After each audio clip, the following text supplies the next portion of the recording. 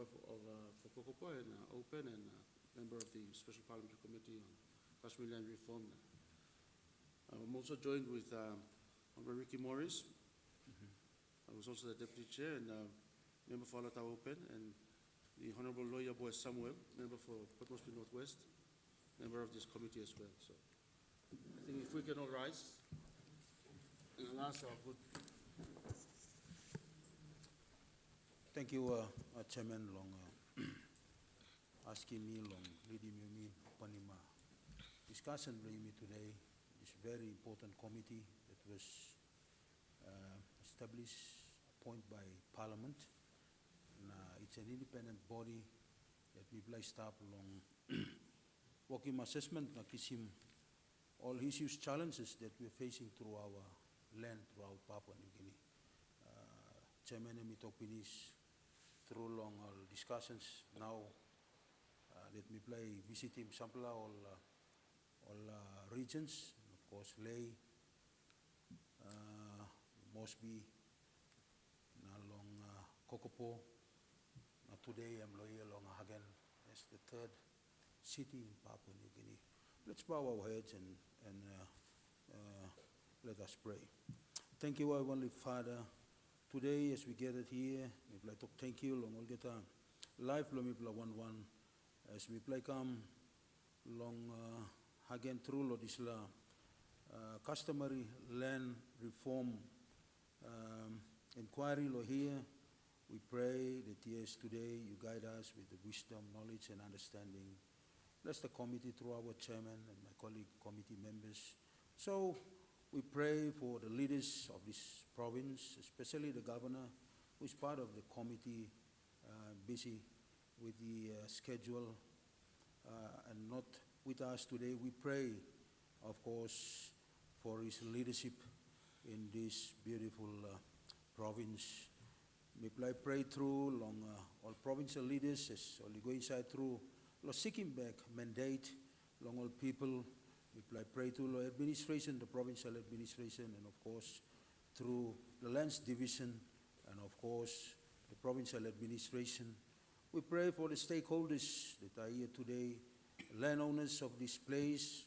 We pray long all, Father, that yes, opposite blessings upon their life, releasing the land of today, the expansion and the extension of the city through Mount Hagen as the third city in Papua New Guinea.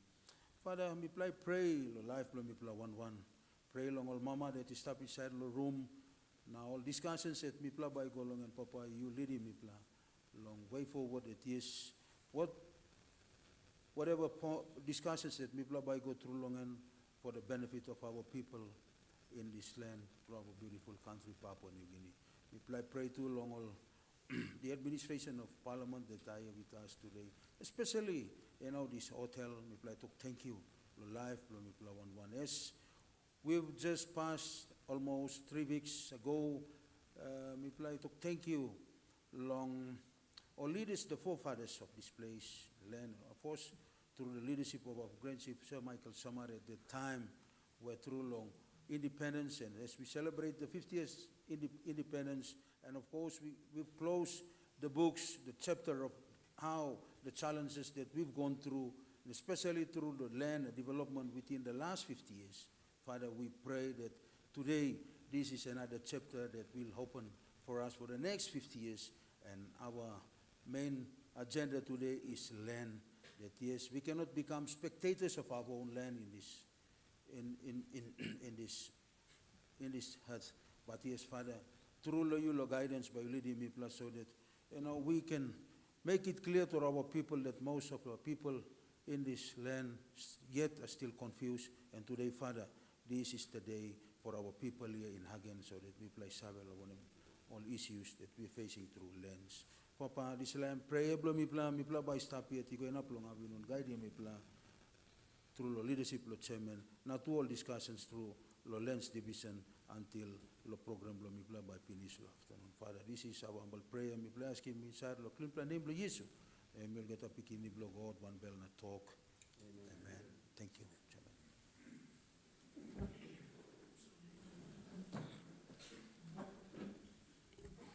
Okay, good morning,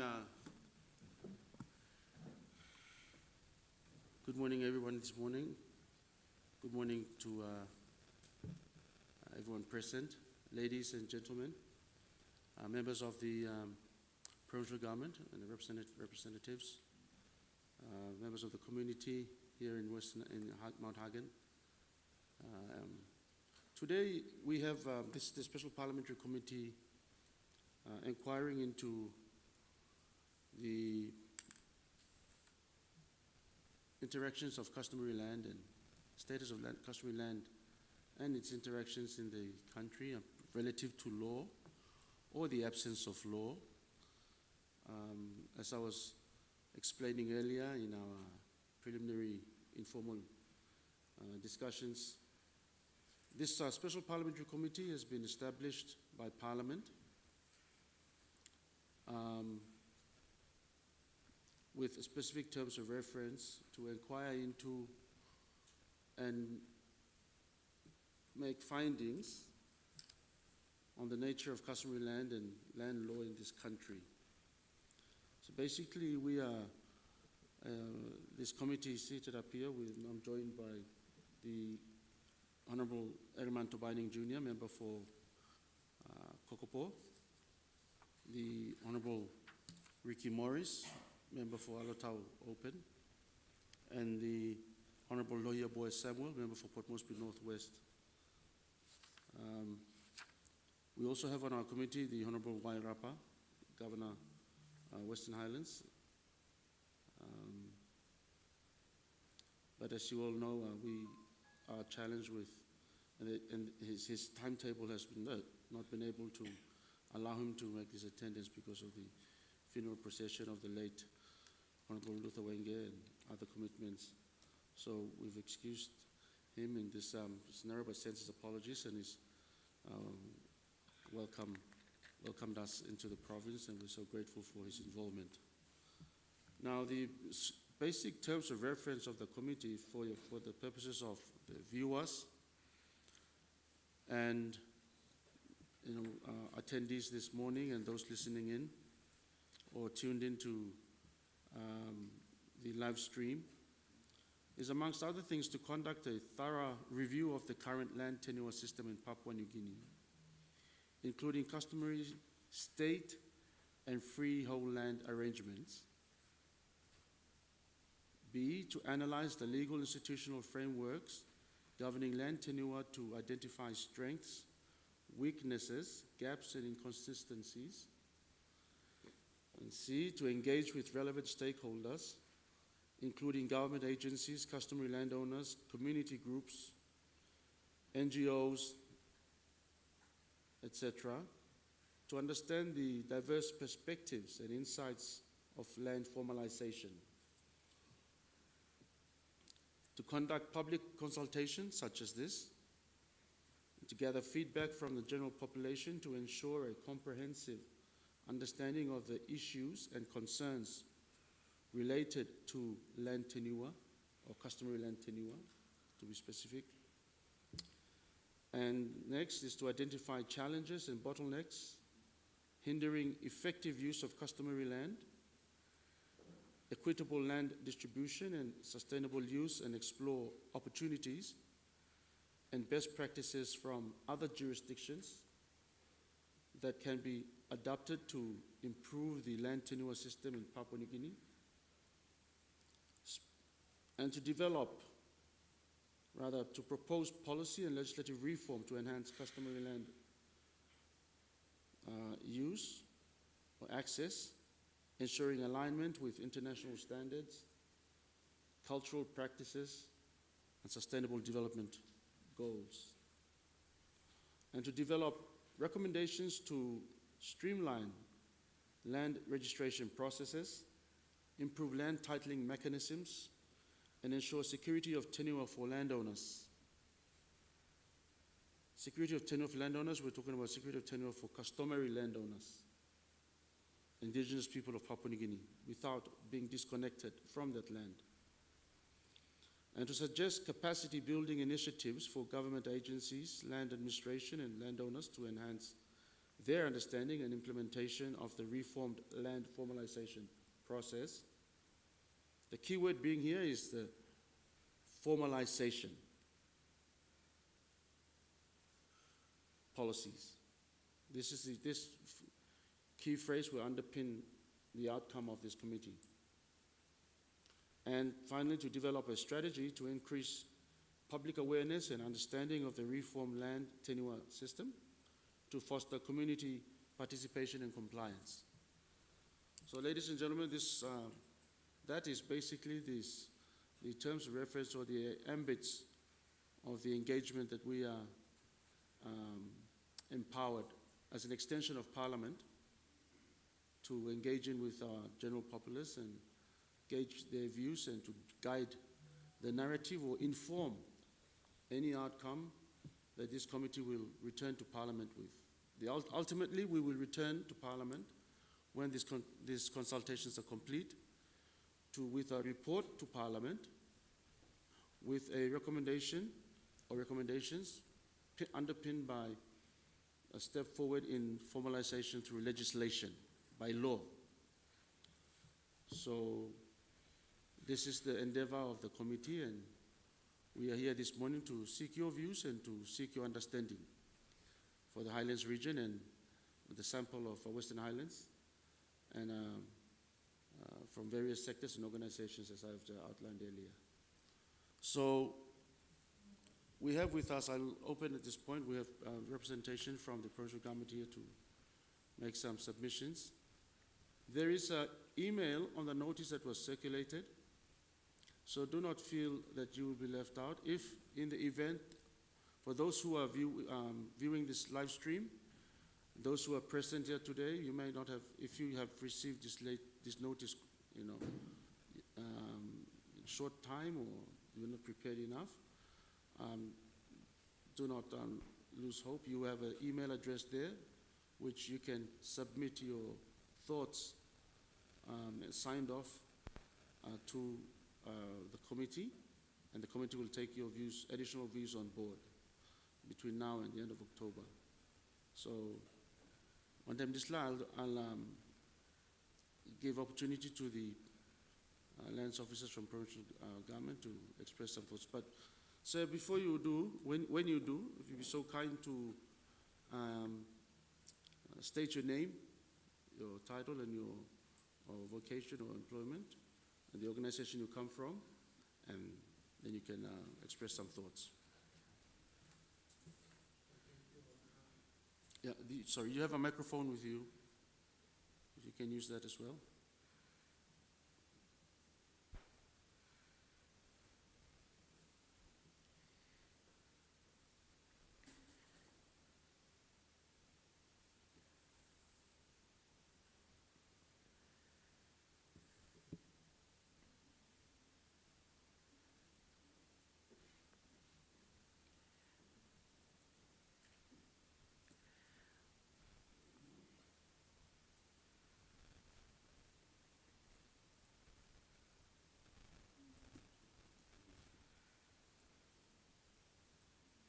Do we have a spare microphone or?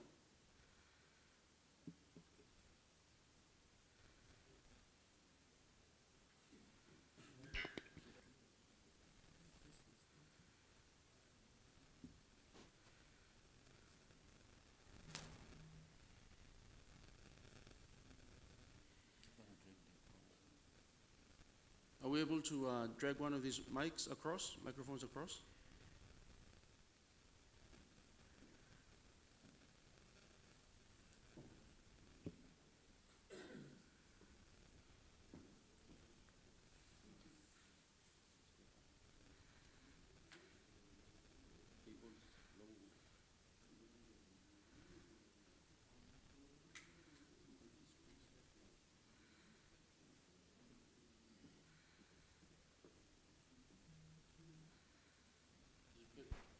Just bear with us a moment and organize this.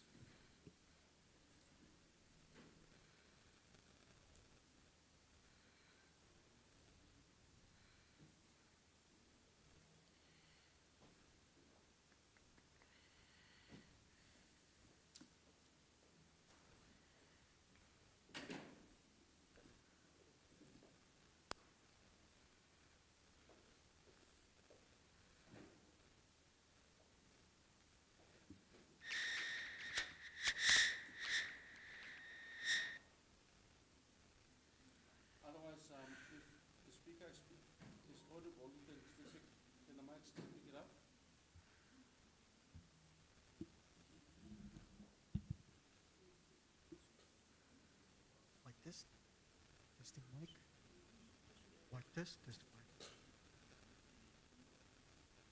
Testing mic. Mic test.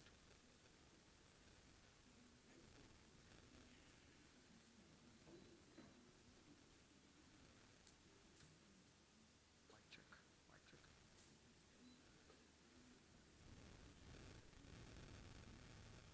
Mic check. Audio test. Audio test. Yes, that's working. Testing mic.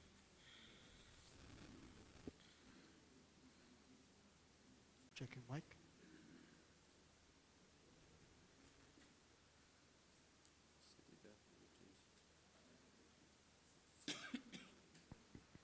That's working.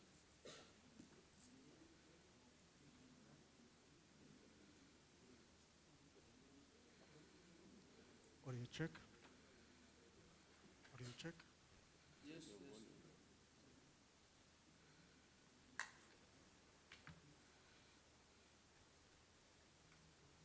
Audio check. Audio check.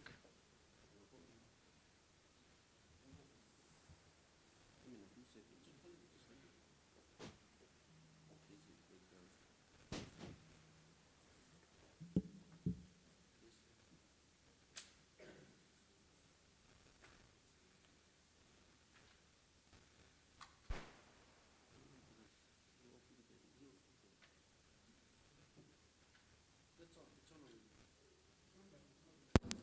It's working, we can Test, speak. test, test, test, Come on. test.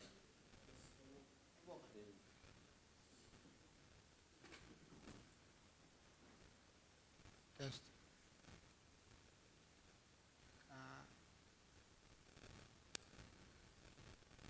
Good morning, everyone.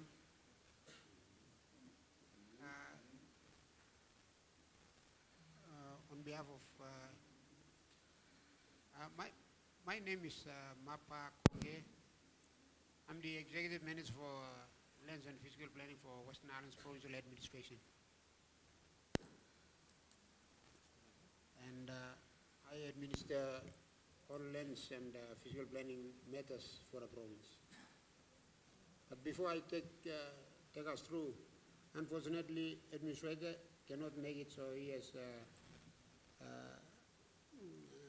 assigned, delegated the deputy administrator, who Mr. Ashley Tigelu is here in this morning. So since you are a very important and team in this province at the moment, I think we are privileged to have you, so we can probably welcome you first, and then we'll take you through. Thank you, Mr. Kong. We have a very important delegation here at the National Parliament, and the National Parliament is now with us through this committee, a special parliamentary committee on customary land and land reforms, very important committee on the ground with the people of Western Islands, our participants, media, and on behalf of the provincial administration, Administrator Mr. Joseph Mengbel, and the provincial administration, our executive manager lands and physical planning, and also on behalf of the provincial government and our honorable governor, wherever is also a member of the committee, and the people of Western Islands, I'd like to firstly convey our honorable governor's apologies that our provincial treasurer has passed on, so he's now in Port Moresby and he's not able to make his apology. I know he sent his apologies through the chairman, and also the apologies of provincial administrator Mr. Joseph Mengbel, stepping for him. Chairman, Honorable Kiat Lulu MP, for member for Erie Prairie Open, the members, especially Honorable Herman Webben Jr., member for Opo Open, Honorable Ricky Morris, committee member for Alatau Open, and Honorable Loa Samuel, MP for committee member. We've heard of the names, but we're privileged to have you on the ground on behalf of the people and the government and administration, I'd like to warmly welcome you to Western Islands especially. And this committee is a very important committee. Members, thank you for coming. Our participants, the forum to address by our very special committee. Customary land, as we all know, possibly 80% of or 70% of the land is owned by the people. And as always had issues, not only in Papua New Guinea, but throughout the world. There are some countries that the land is owned by the state, but there are some countries like Papua New Guinea, land, most of the land is owned by the people. And we're privileged to have this very, very important committee on the ground addressing the people of Western Islands, not only Western Islands, but the islands region. It's always been an issue. And I know you're trying your best to get things right for our people, and we are privileged to contribute to the laws and policies you'll make through this committee to Parliament for our people. Again, thank you, and we're privileged to have you here. Welcome to Hague. Thank you.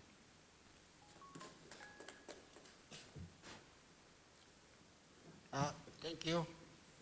Probably I'll stand.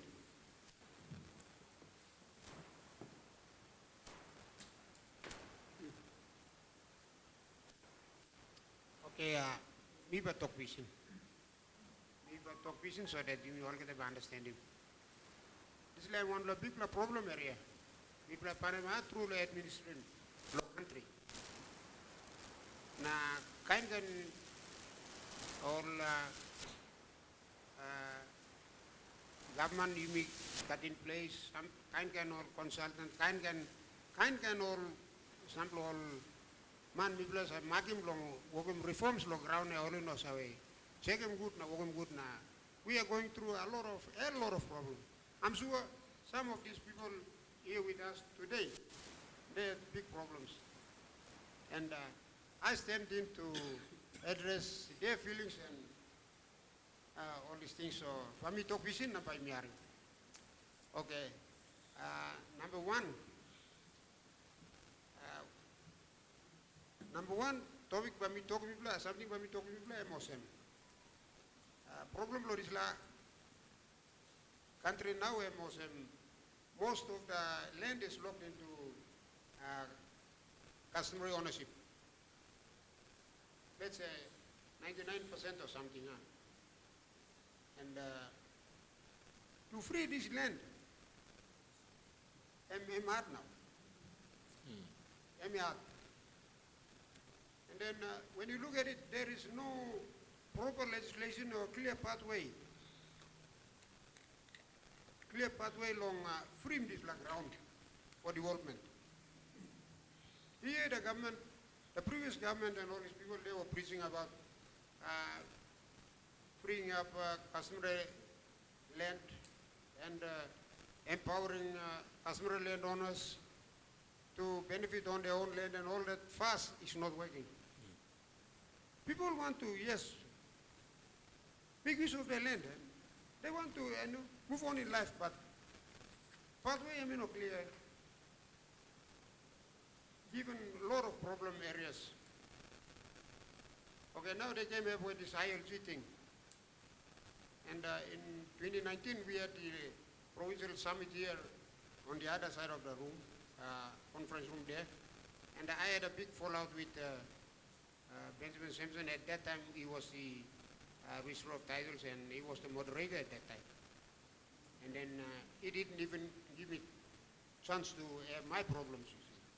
And I'm an old land administrator for this province. And I've been growing with problems, and I know all the problems, the ways to get out of all these problems and all that. Now, we should be, they should get our views, and we should have our problems.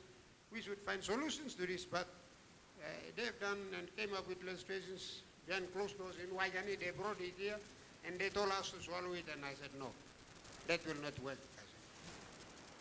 And then Benjamin Simpson did not give me chance, because I kept on interjecting, because what they brought was not right for the islands region. Okay, coming down, when you look at the ILG thing, ILG ILG legislation or the law came about when the abuse of land in resource areas plus most of the big land areas and the coastal areas and all where they have been clearing for oil palm and then they were chopping down trees and they made money from our own timber and then they developed our areas and push the land on us and all that. So that was the abuse in there where they scrapped this special agricultural business list. They did not consider coffee plantations, they did not consider tea plantations, cocoa plantations, and then most of these small landowners here trying to make ends meet, owning a workshop or residential, all that, we administered it through SABL, since they are not state land, you see. So SABL was the only pathway that looked after customary land. And they scrapped that one. And then now, all the plantations have gone bush because where will they get money when banks are reluctant to fund SABL tigers? Yes.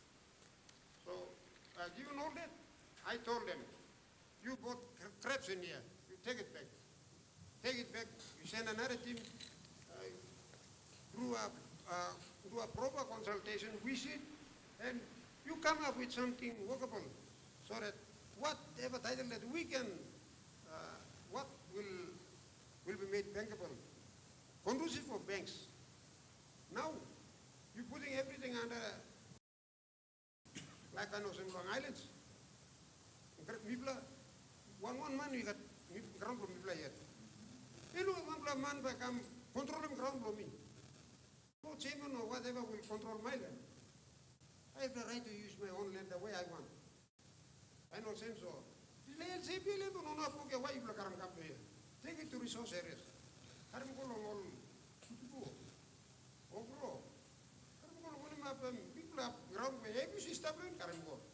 You leave this SABL thing, SABL tiger.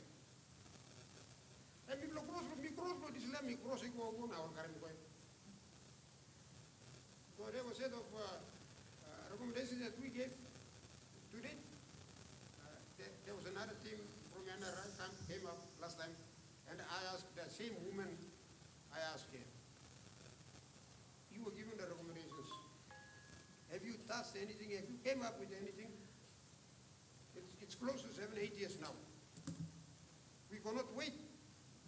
Businesses will not wait. The plantations will not wait. What pathway have you came up with to make these titles, customary land titles, bankable? Here the government is preaching about freeing up customary land and making landowners benefit on their own land and all that. And it's not working. You guys are sleeping. And right, Lands Department go back and do something and come back.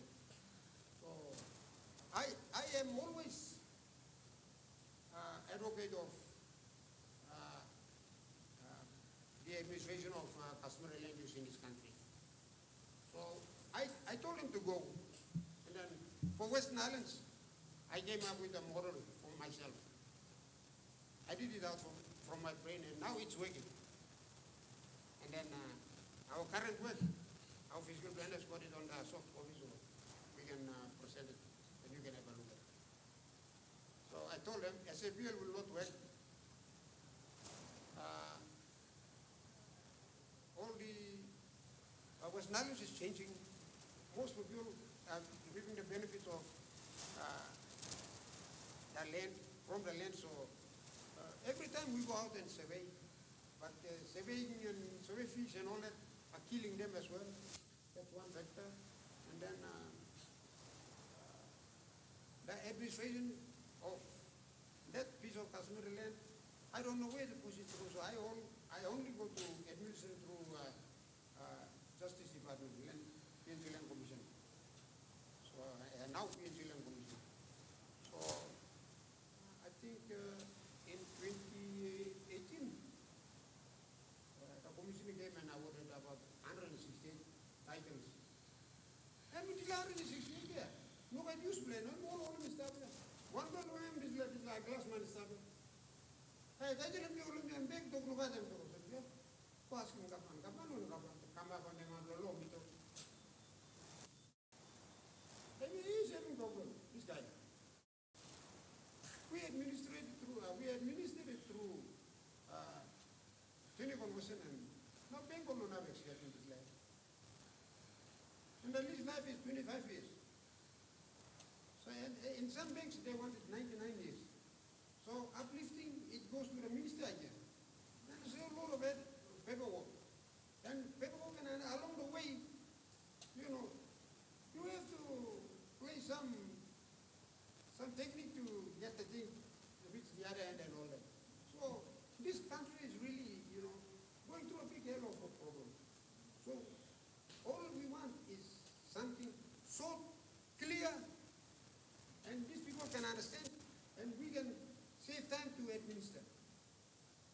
So we are very pleased to have you, because these are the things that we wanted to say, but thank God that we brought you right to the next doorstep. So, but people are planting maswara along the way. People are planting, all but me but administrative but people have a problem start with plate now. Plate so people are I think we will give you enough information to go back and do whatever you need. So, and problem people are all the time, we got them go down here. Also, call money or one can get number, we won't go through anything. Then we come back ask him, and I glass money with him. We are moving at the soul. Pull him, pull it. You walk like you be at the one time. When you got to come in. So, there are problems along the way in the administration process. So, we must look at legislations where the process must be clear and short.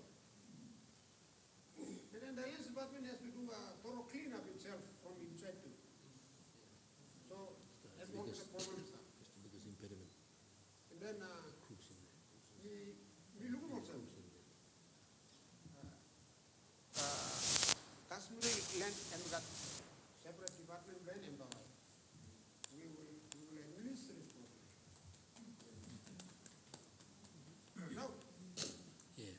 Now, state lease one time, customary boom one time, yeah. That's almost. It's a key. You got some really look all the stuff now.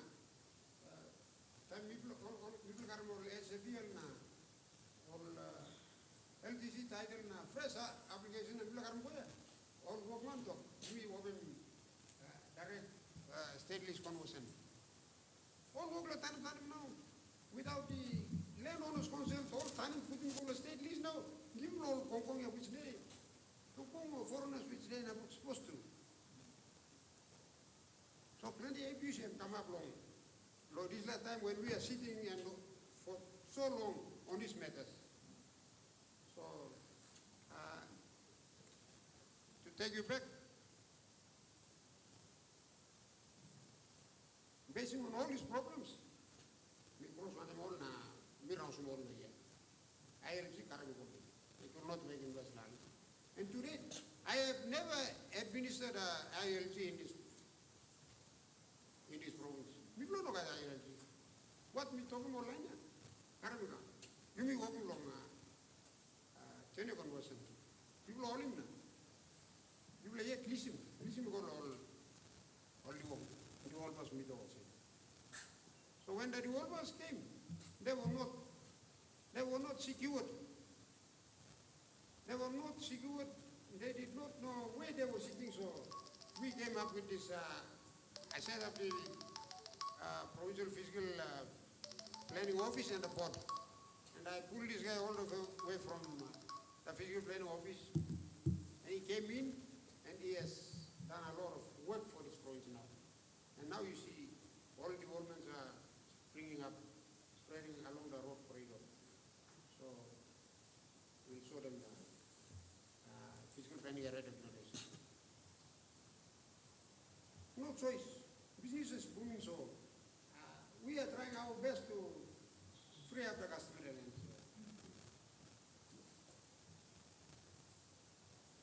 That one. Sorry.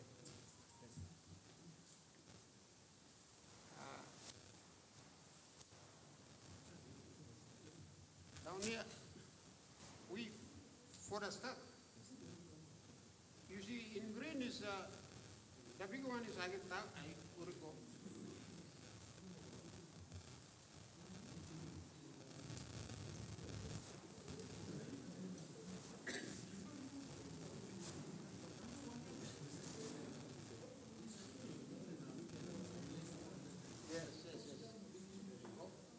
Okay. The green is, the big one is Town. The other smaller green one on the other side is Holy Trinity. The other one is the Kagumuga area. See, these are three only areas, state land areas we have. But we already have development spreading outside of this box. So what we did was, when this guy came on board, we proposed that one, and the physical plan was not physical planning board has approved it. And now we are applying. We are applying that, and now we have Congos coming in, lining up on the road corridor. So the red line from the center right down, running through is the highway. So we said 1 kilometer, 2 kilometers out from the main road corridor are declared physical planning areas. So any business activities, any whatever, you must comply with physical planning rules. So we are monitoring that development now. So now the investors are feeling comfortable, so they're coming. But on the title thing, all this roadside land are under customary land, tenure conversion, freehold title, which is not bankable. I'm titling, I think, all in, but me sorry now. I came up with that model, and then now we put him under the Lorada. So what they're doing is anything that is going on inside there, they are leasing it to the investors now. Leasing means now they are benefiting now. Landowners are benefiting from the land now. You see. Limit of benefit from your own land. Now they are benefiting because we put them under the radar. We're controlling development. And we are putting some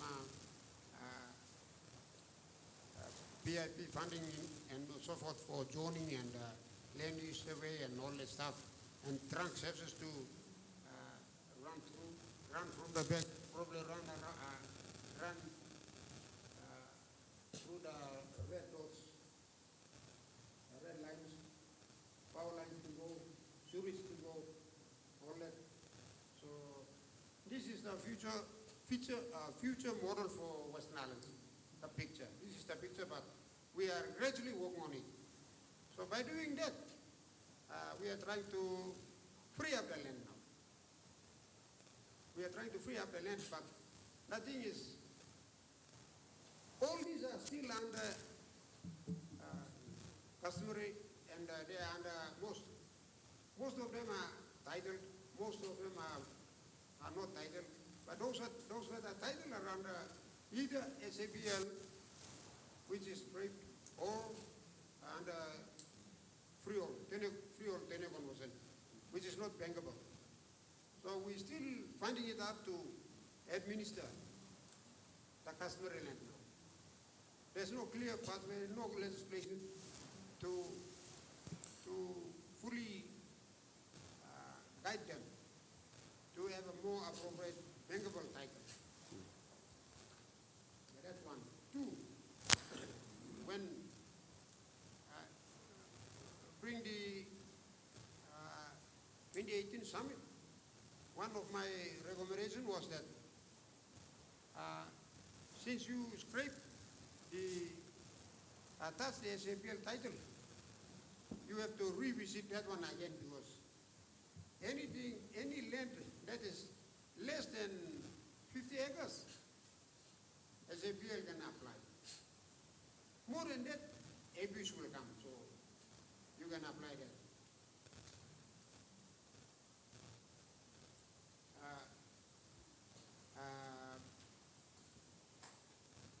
With that, we must make note that oil palm Oil palm areas are the problem areas. Because they take up huge land. And then they extract our forest resource and all this stuff. So, oil palm areas, ILG can apply. Resource areas, ILG can apply. But others less than 50 acres and down, let SABL remain. Now we cannot change all the SABL because maybe 80% of SABL titles are still there. They're holding it because they don't have a clear administration to change and all that sort. All the SABL title, all nothing stopping. So we have to come up with a legislation to actually put the SABL titles back so that banks will accept this title. So plenty problem, people all stuff. Some of them will thinking, but then maybe your business committee or so, you will start sit down thinking for them, maybe talk, but this is how far I can take you through. Thank you.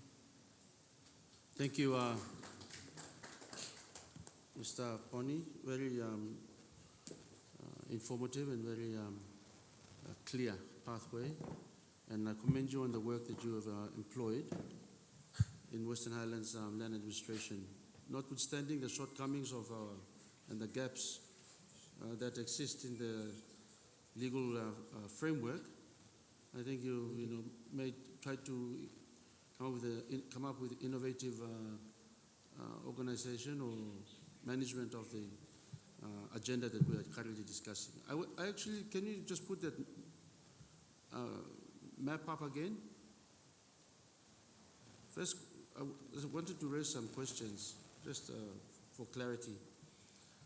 The road corridor, firstly, do you have an inventory of all the state leases in the green shades that you have highlighted, those three green shades? Yes, we have. Okay. Do you also have an inventory of titles or interests that are outside of the green shaded areas, particularly along the road corridor? Yes, the green area are state lease areas.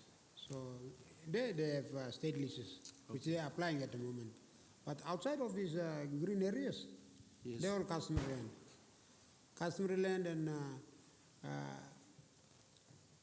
previously they used to administer these titles through Special Agricultural Business Lease, which is SABL.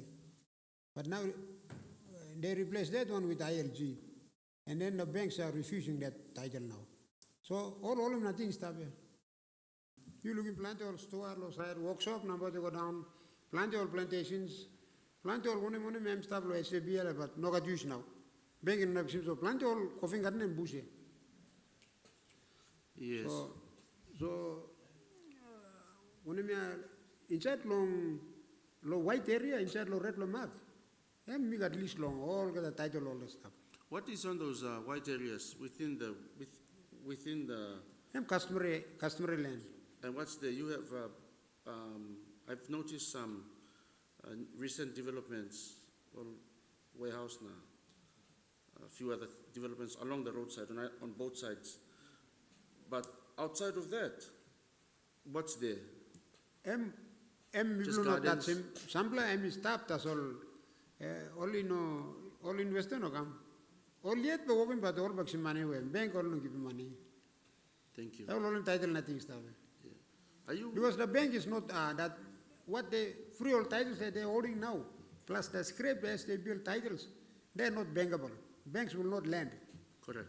So what I'm looking at is, I'm very, very mindful of us enacting a legislation or a clear pathway by me come upon them one plug and title by accommodating this law. This law, those are waiting now. Plus the fresh ones that may be working. So that kisim na bogo straight lo bank na working. That's the general view, huh? Yeah. And then along the road there, people are putting me, all title finish here, SABL want them 20 conversion title all him line, people say, people issue line, now all issue now, Asians are all almost now. All go inside, and now you're looking for buildings to go down there. But these extra legal arrangements, namen longol, All yet. ground yet now company. These Yeah. are not within legal framework, but these are called Outside. extra legal. Outside, it's not illegal, but it's extra legal. That's the correct Extra word. legal. Yes. So, So- it's outside of recognized law. All this not That's right. Land Registration Act, Land Tenure Commercial Land Act. But what they've done is they come up with the customary title through LTC and through freehold conversion, which of course is perpetual and unenforceable, but unenforceable and therefore cannot be taken by bank as security. That's what you're saying, correct? That's right. And you're also saying that because of this gap, the government should be looking at creating a new, well, you said some very important things. That's right. I'm going to recap again. Firstly, past time through, we've been talking about because of these problems that you've been identifying as a lands officer on the ground, you think of customary land management should be the subject of a separate department or authority Yep. government. Yes. Okay. Number two, you also made a specific point that ILGs in Western Islands or in the Islands region do not function. It's not welcome. That's right. Correct, huh? Yep. Because bush ground are owned by the people. Now, you probably ground, you said that Laman by come now, hold it over you, lord it over you, by come up the talk of some power blend, and that more of you yet. You don't welcome that, correct? Agree. Number three, did you, listening to you earlier, you made some very important points about the Town development and the intention to free up land. The problem is there is a gap, you agree, a gap in the law. So you are encouraging, this is the committee, if you, if you see the terms of reference that was advertised, you will see that this is intended to create a bankable instrument that is in relation to customary land. So I would like to hear more from, of course, yourselves and everyone else in the room, as much as possible. I think your introductory remarks are very clear, and I commend you and the Western Islands government for taking the initiative at least to try to secure and quarantine the growth pattern That's right. that you sort of mapped out the physical planning area, and obviously that's a function of physical planning board to approve and disapprove any development. In that process, one of the requirements is to ensure title. Of course, you are recognizing that there's no really title, but you are getting consent through agreements, extra legal agreements or consent forms to Yes. give access. Huh? Yes. And I suppose this is a very important one, because sometime back, last year or earlier this year I was here, we took a drive down to the Highlands Highway, and I recognized some of these new developments in the precinct of Hagentown, particularly along the road corridor. And the question did strike my mind as to how these businesses were accessing land and working with them. So you answered that question very well, so I'm very grateful for that. It will sort of points the path forward for us. I want to just open up at this point if there's any additional commentaries from the fiscal planner. Maybe, if you don't mind, I think this microphone is working, so you can speak to it through that. Thank you. Firstly, I would like to introduce myself. I am Ulrich Haro Kave. I am the Provincial Physical Planner for Western Islands Province. And I would like to thank the committee for your presence. Honorable Lawyer Boy Samuel, Honorable Ricky Morris, Honorable Kit Idu, you've been very vocal and instrumental on the floor of Parliament on so many issues. Good to see you here. Honorable Erman Tobainin, it's a pleasure meeting you all here. Thank you. I'll just add something to my executive manager. Refer back to the slide, the first slide. Okay, the red line, that's the declared physical planning area. It starts from Wagi Bridge to Keltiga. That's the 1 kilometer buffer. Okay, the green, that's the state land. The one on the top right, that's the Kagamuga state land, and you have Kerabuk on top, and then Mount Again City Central. Okay, if you look at it now, all the services are packed, where people run from that area. They have to run all the way for medical services, other business into the main service center. So the idea now is when we declare that area as a physical planning area, that the area in red, it doesn't become a state land. It's still the customary land. So, but the idea is the main aim of the objective of the plan that we are doing is to spread the services to different areas within the declared physical planning area, so it becomes a sustainable, inclusive city. Because Mount Again is the third city, and it's right in the center of the highlands. Going up this way, you have the 3 upper highlanders. Going down this way, you have the 3 lower highlanders. And we have identified the next seat, please. That's the 15 growth centers we have identified. We have 1, 2, 3, but it doesn't mean that we're going to do everything all at once. It's going to be very costly. But we want to start with 4 or maybe 1. And we want to, market this idea to the people, to the landowners. Because we as government agencies, we don't own the land. The idea is to market. But my point is, we can come up with the plans, with the development plans and the costings. But it got low stuff. Low ground and tossing. And I need 6 feet and gap money. But we need to have a law in this place. Because we can come up with a plan, a master plan and costings and all these things. And make submission to the next slide, please. Under our sector, urban, township, and district growth centers, medium-term development plan 23 to 2027, under this sector, 100 million is allocated for this sector, which we can come up with plans and costings and make submission to outsource this funding for this infrastructure development. But going back to the previous slide, in this sector, the landowners, ground only no really similar. So, one kind of law. If the committees, you talk, thank you that you guys are here. What sort of law are we going to give them? Because we can come up with the plans, the development plans. But what sort of percentage are we going to give so that we play a win-win-win situation? Now, Papa Ground, the state, we can say 70-30, but what is the law for people put in that area?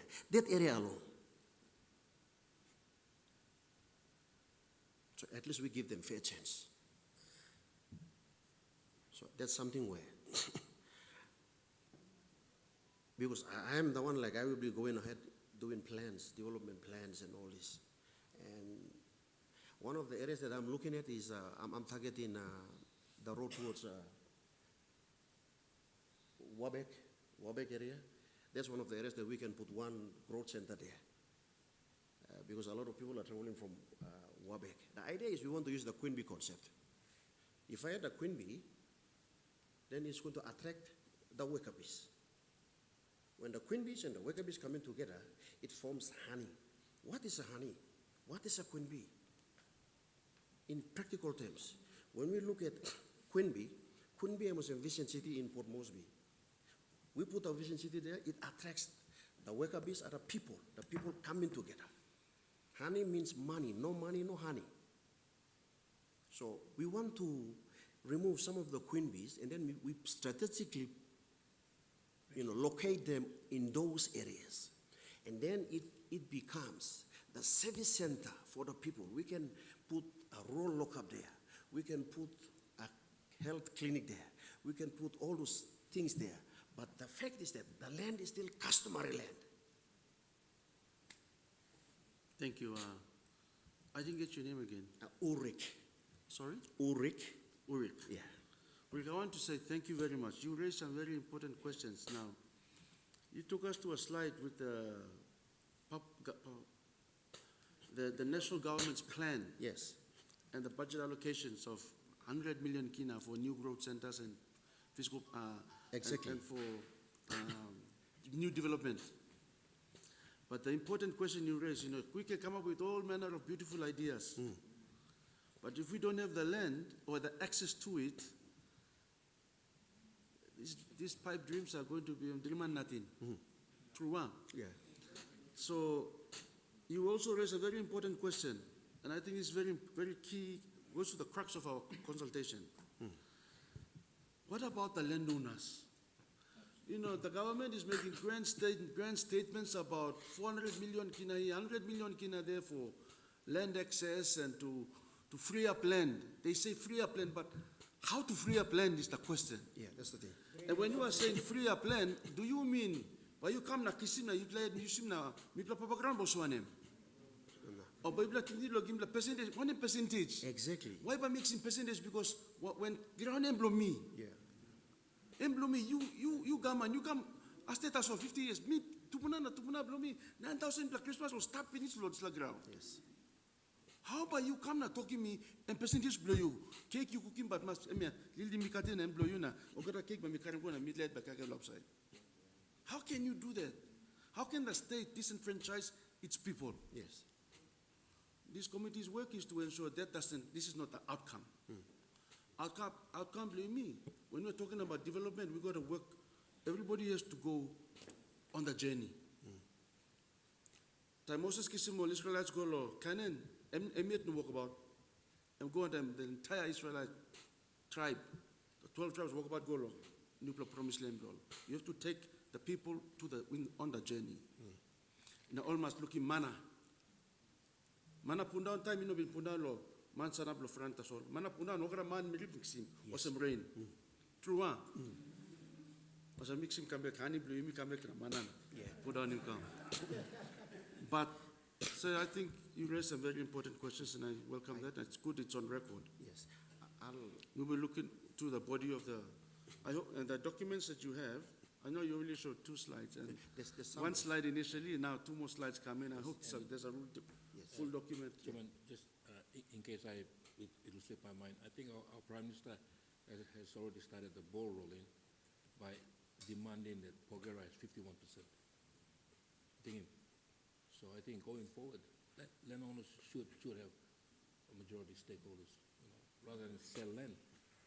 The sweat equity should be 51%. Traditional landowners should own that going forward. So it at least, because over the last 50 years, Papagrania, we've been marginalized for a long time. So,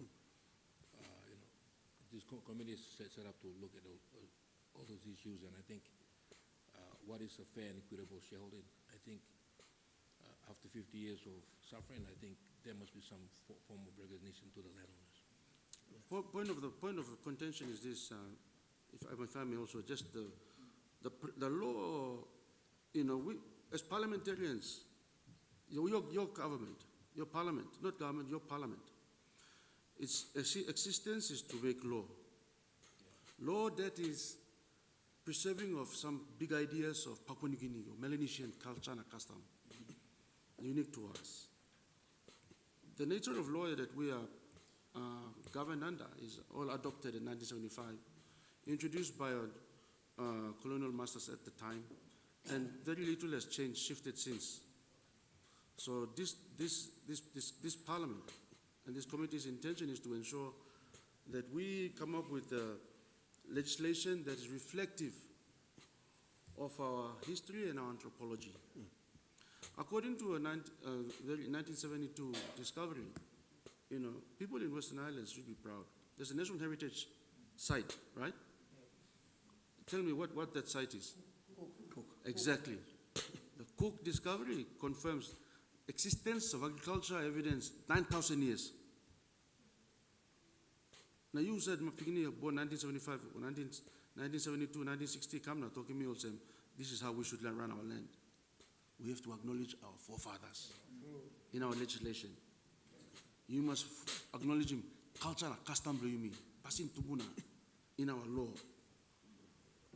Laws as we apply today, law blow England. Yeah. All got passing tubuna blow yet. According to them, 6 feet underground and blow Queen, now blow King Charles. So we've adopted that to say that that belongs to the state. That should not stop us. Law should not limit yourself. You know, law should not limit itself. It's architecture. This is where we're having these discussions. Yeah. You are here to draft a new law. Yeah. Yes. This is your law. We have to make sure it reflects your will and your wish. Whatever we take to the floor of Parliament, either in this coming Parliament or the next Parliament, it must reflect the views of the people of Western Islands, people of Papua New Guinea, you know, our unique anthropology must be reflected. That the paper we take must carry the spirit of our forefathers. Also, working backside Dolna, cutting ground. This is the anthropology of our people. Law must reflect that. Any benefits that comes out of the land has to be reflective of this ideology now. Think doyumi, passing to Muna. So I'm glad that we are people in this room have this thinking, and this is exactly how our hearts and our minds must be engineered and guided.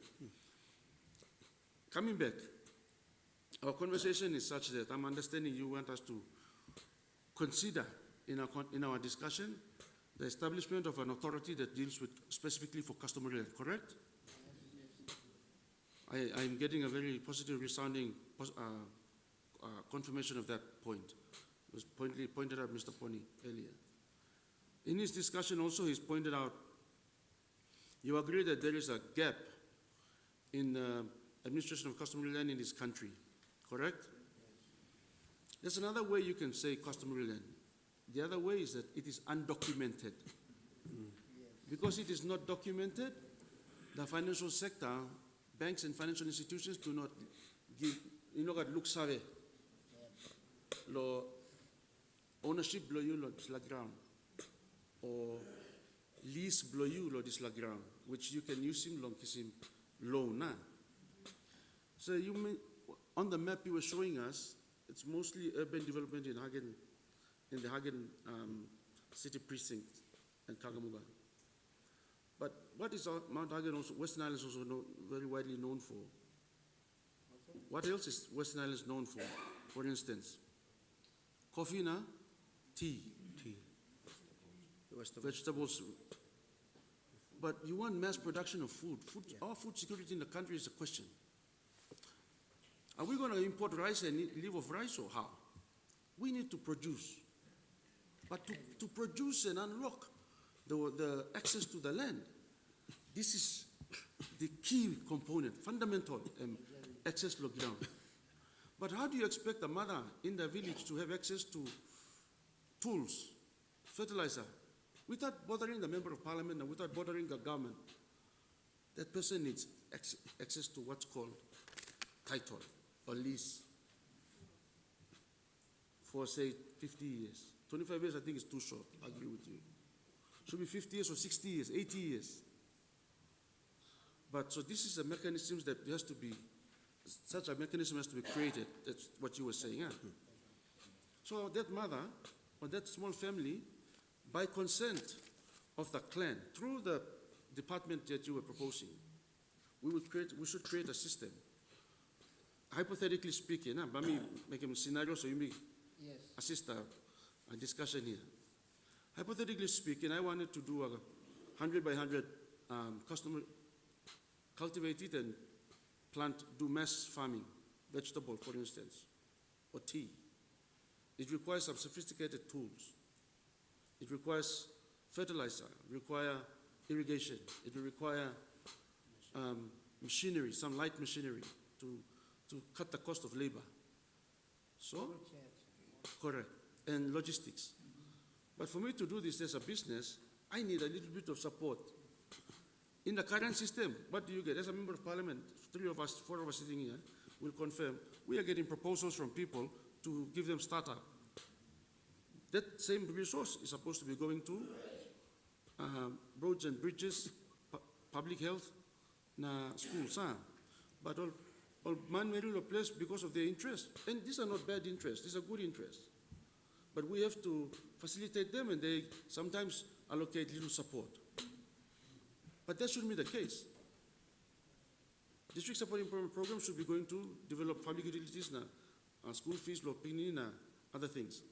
Health and education is key, So your private sector interest to grow your 100 by 100, you should be empowered by your clan, who should have the perpetual land title, forever and ever in sake of time. But obviously that head title is not bankable. So it will be the duty of the trust authority or department that, say, you have recommended and proposed to facilitate the creation of a lease for a number of years, let's say 60 years, in favor of that family unit within the clan.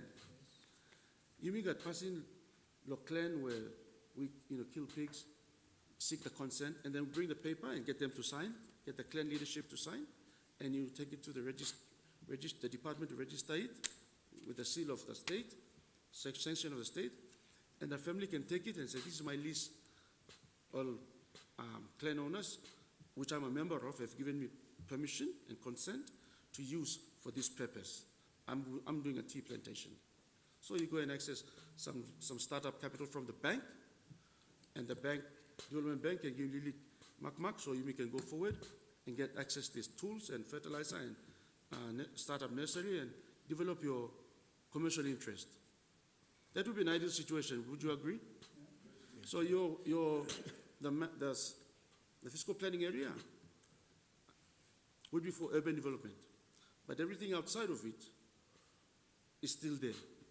Now this is how we can access it for agriculture and all other activities for commercial, private interest, commerce. This is what is holding our country back, I think. So you have, that's it, right in saying so.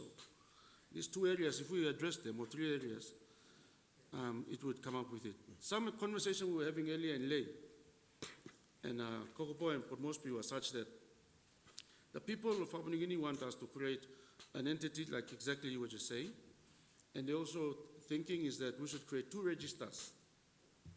One is a registry of clans, or tribes and clans, like a digitized NID system, which unique to each of us, puts us in our groups of clans. And the second register should be a registry of titles, customary titles and leases. So customary title, surveyed, mapped, and then you have, you got him registered against your clan, and it stays in your inventory. So if members of the clan or outsiders, anybody who wants to drive past and see some land, you go back and check the department and say, who owns this land? They say, oh, it's this clan. So yeah, I want to send in an expression of interest. Can they help me? And you can put expression of interest, and the facilitator will come and tell the clan, hey, there's some registry there that some expression of interest have come in, and consultation commences.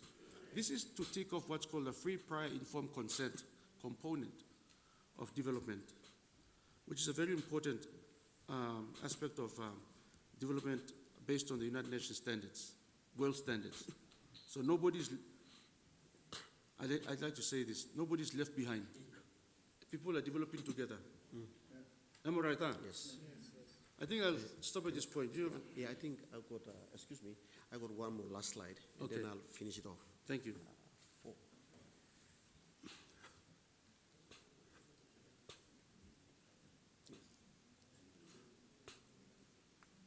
The last slide. The last slide. Yeah, no, keep going.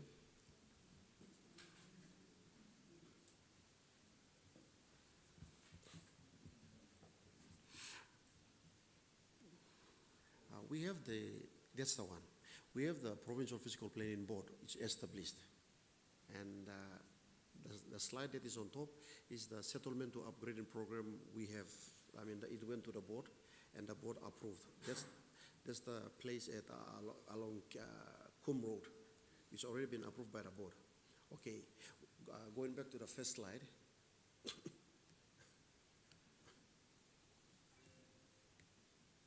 The first one.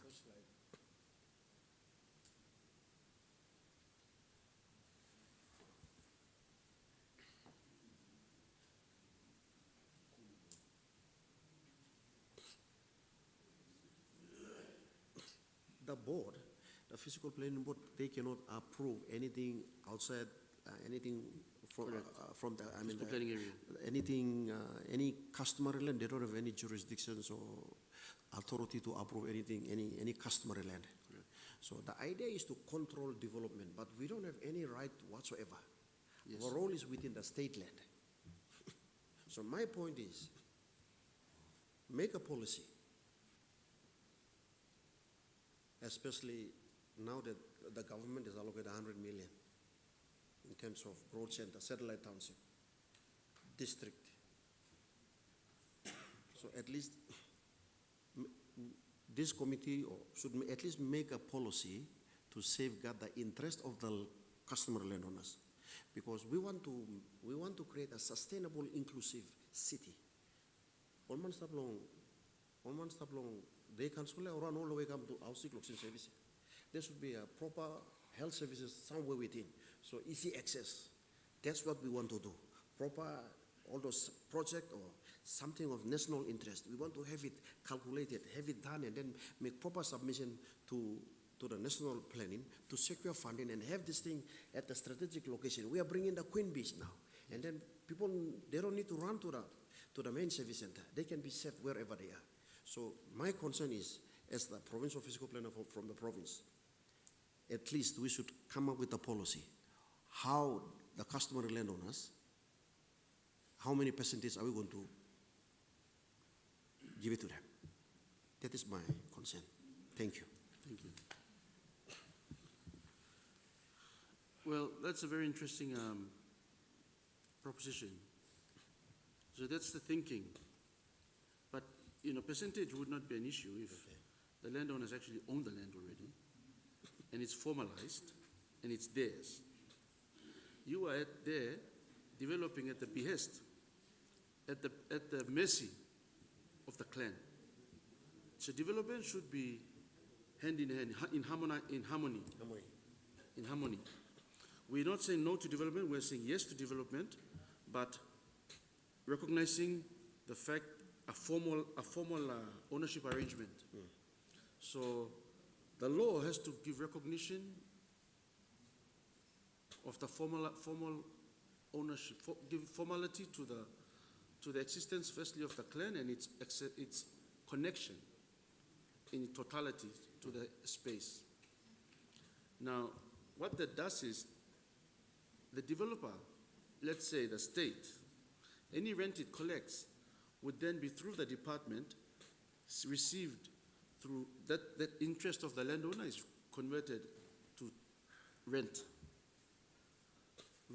or rental revenue or levies.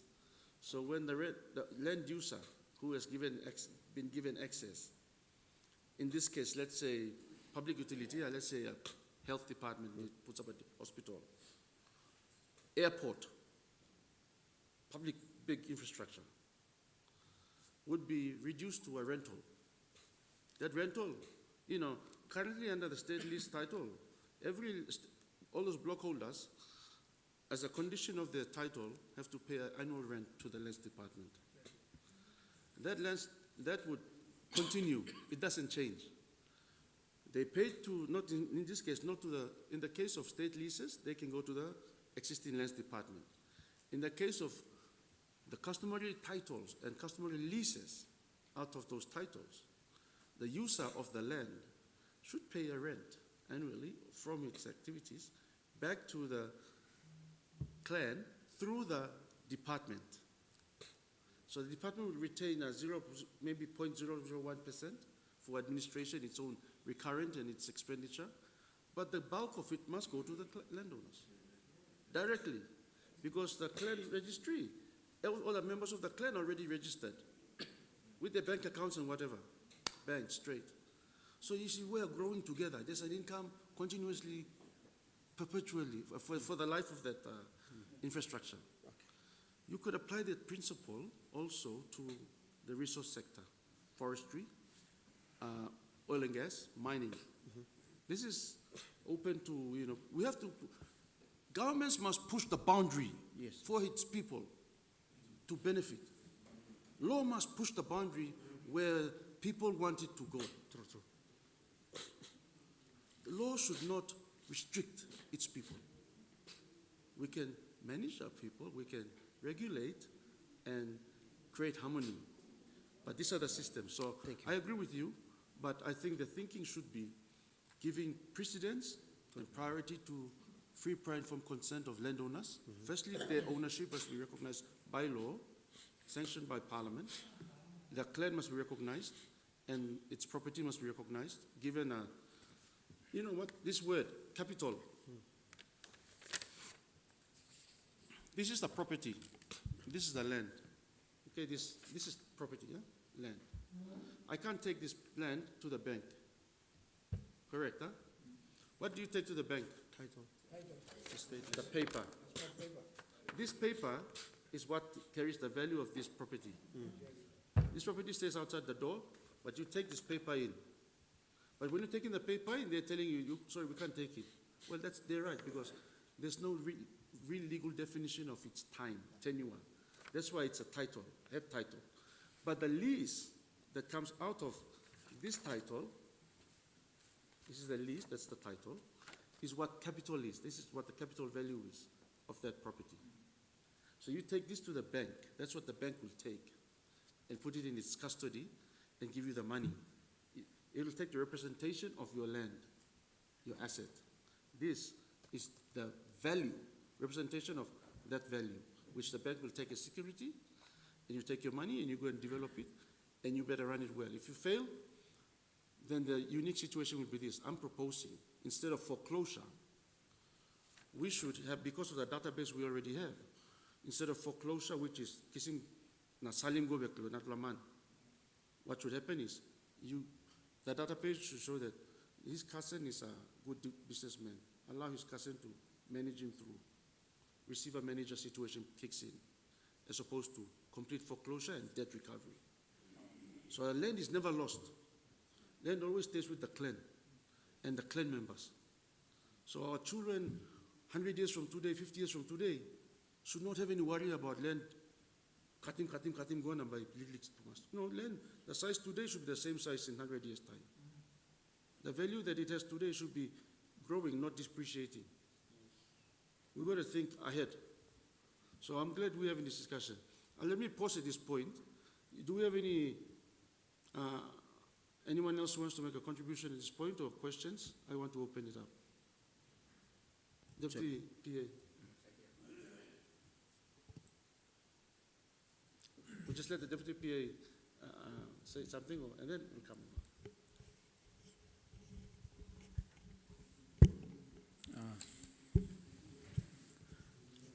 Thank you, Chairman.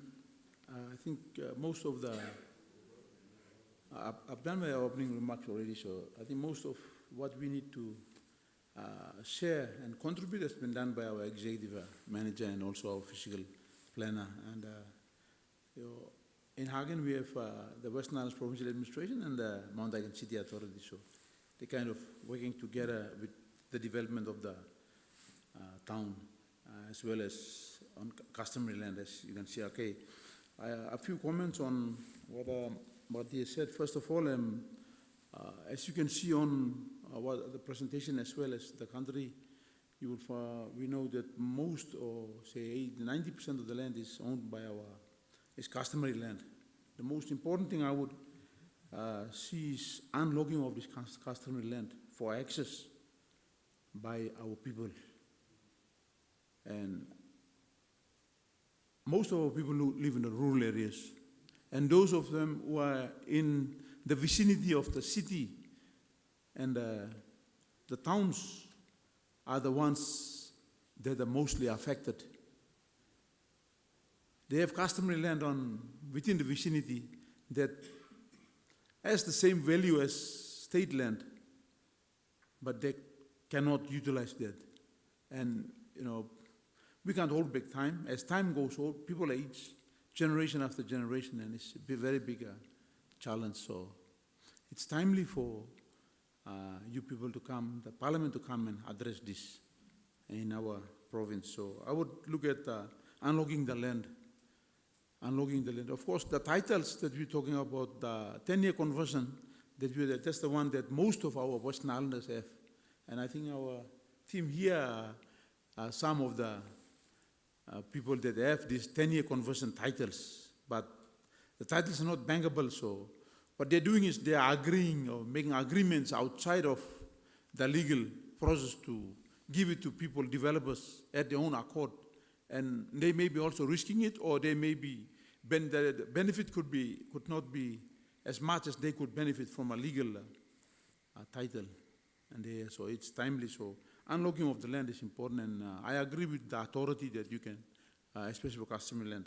And one of the comments that I'd like to make, frankly, is about the administration process of registering customary land, as well as accessing titles from government, state-owned land. The administration process at the Lands Department is cumbersome, and it's very, very challenging, and it's very costly, legally or illegally. That's something that we need to sort out. But with the Lands Department, a lot of money is spent.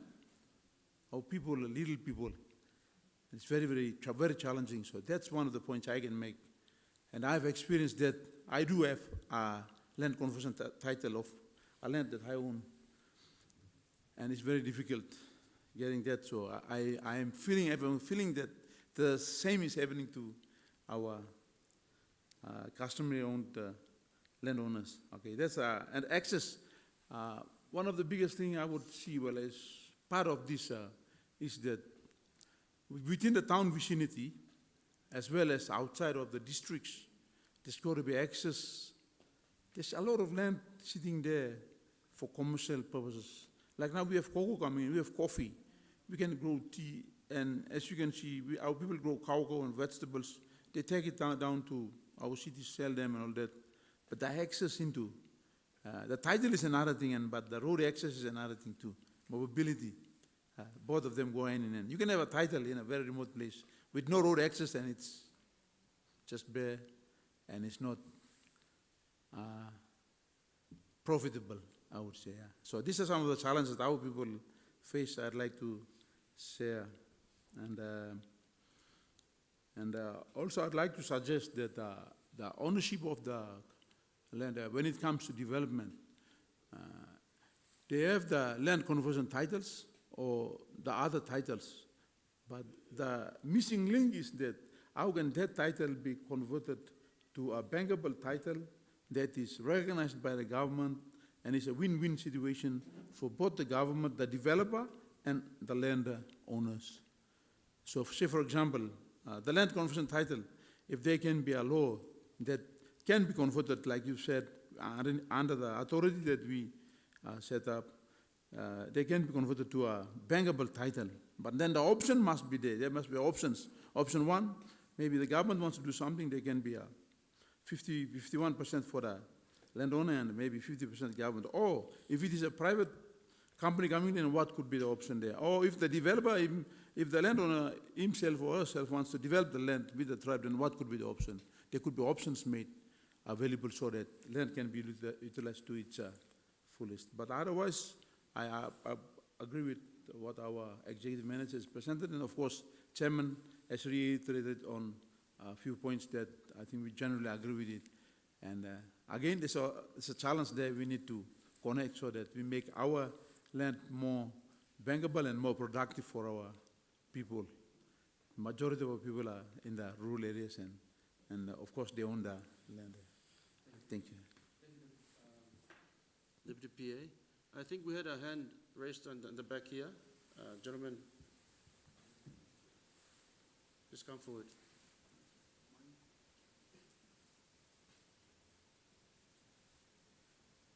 we have a mobile microphone that is working? So maybe save our brother from. Come try this microphone. Yeah, we can pass the mic around.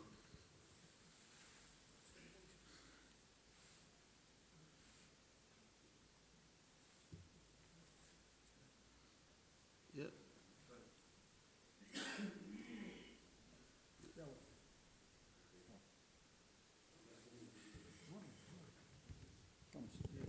Oh, come sit here.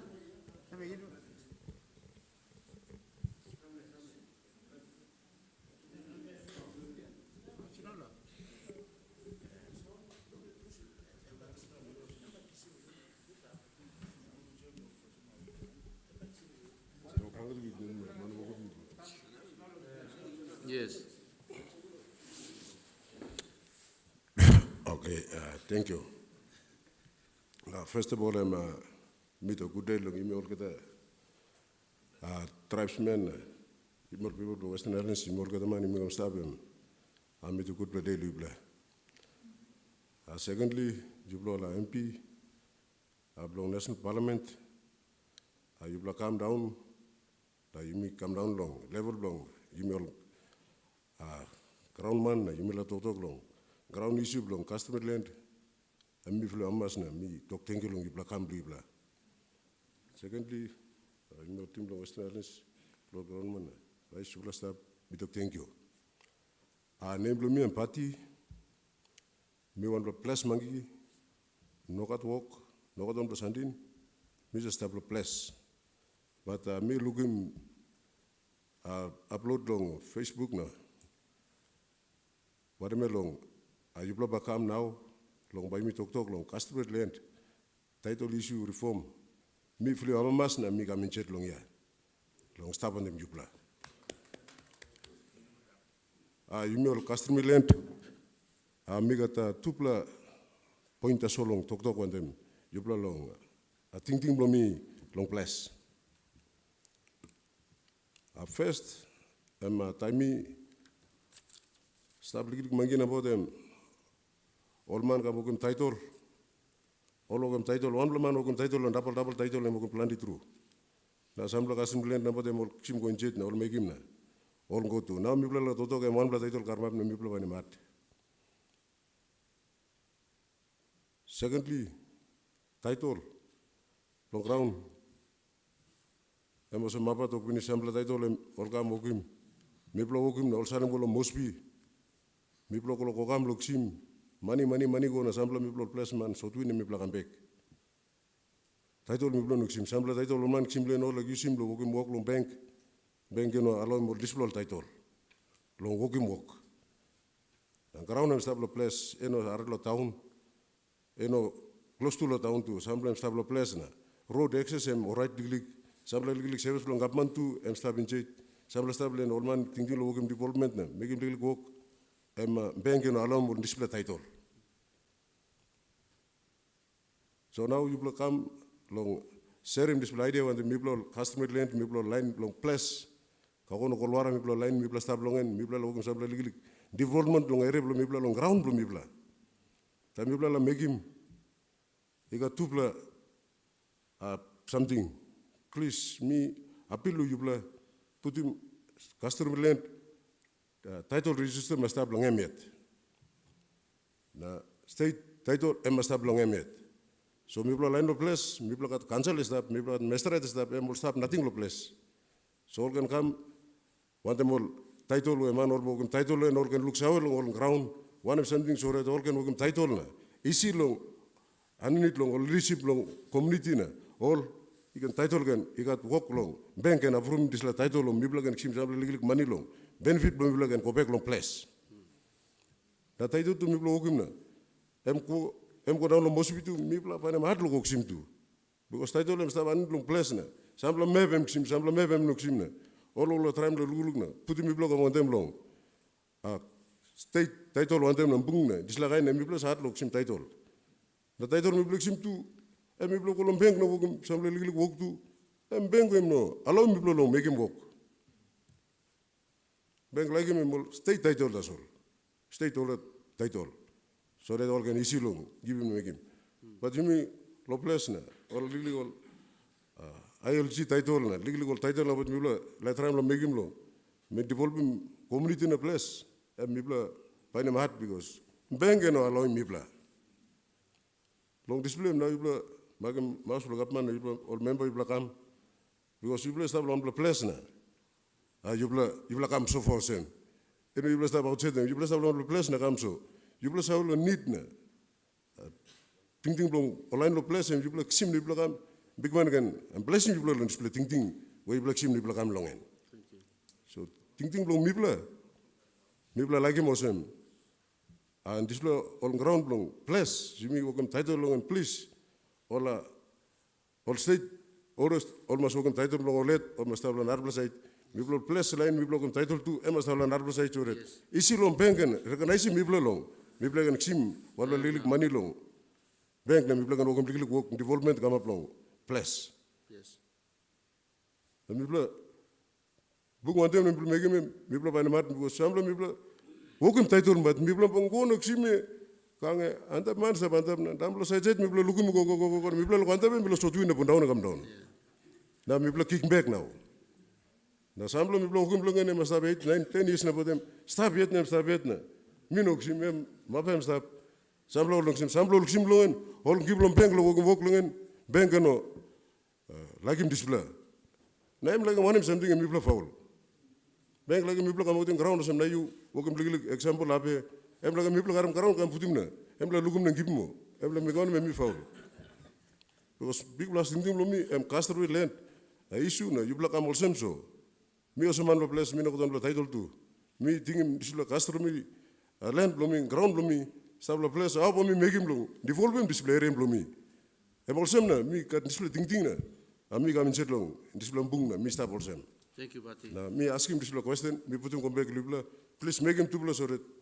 Me plug an easy long, operate go come. Thank you, long Aram. No, wait, Pastor Bati. Thank you.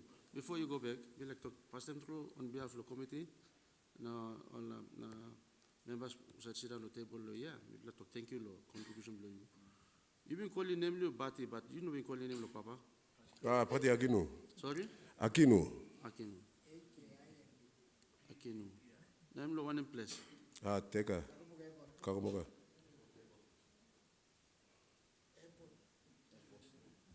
No, because for the record, when we are consulting, at least your border straight.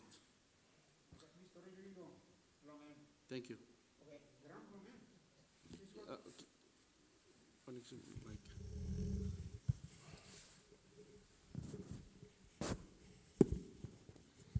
Okay.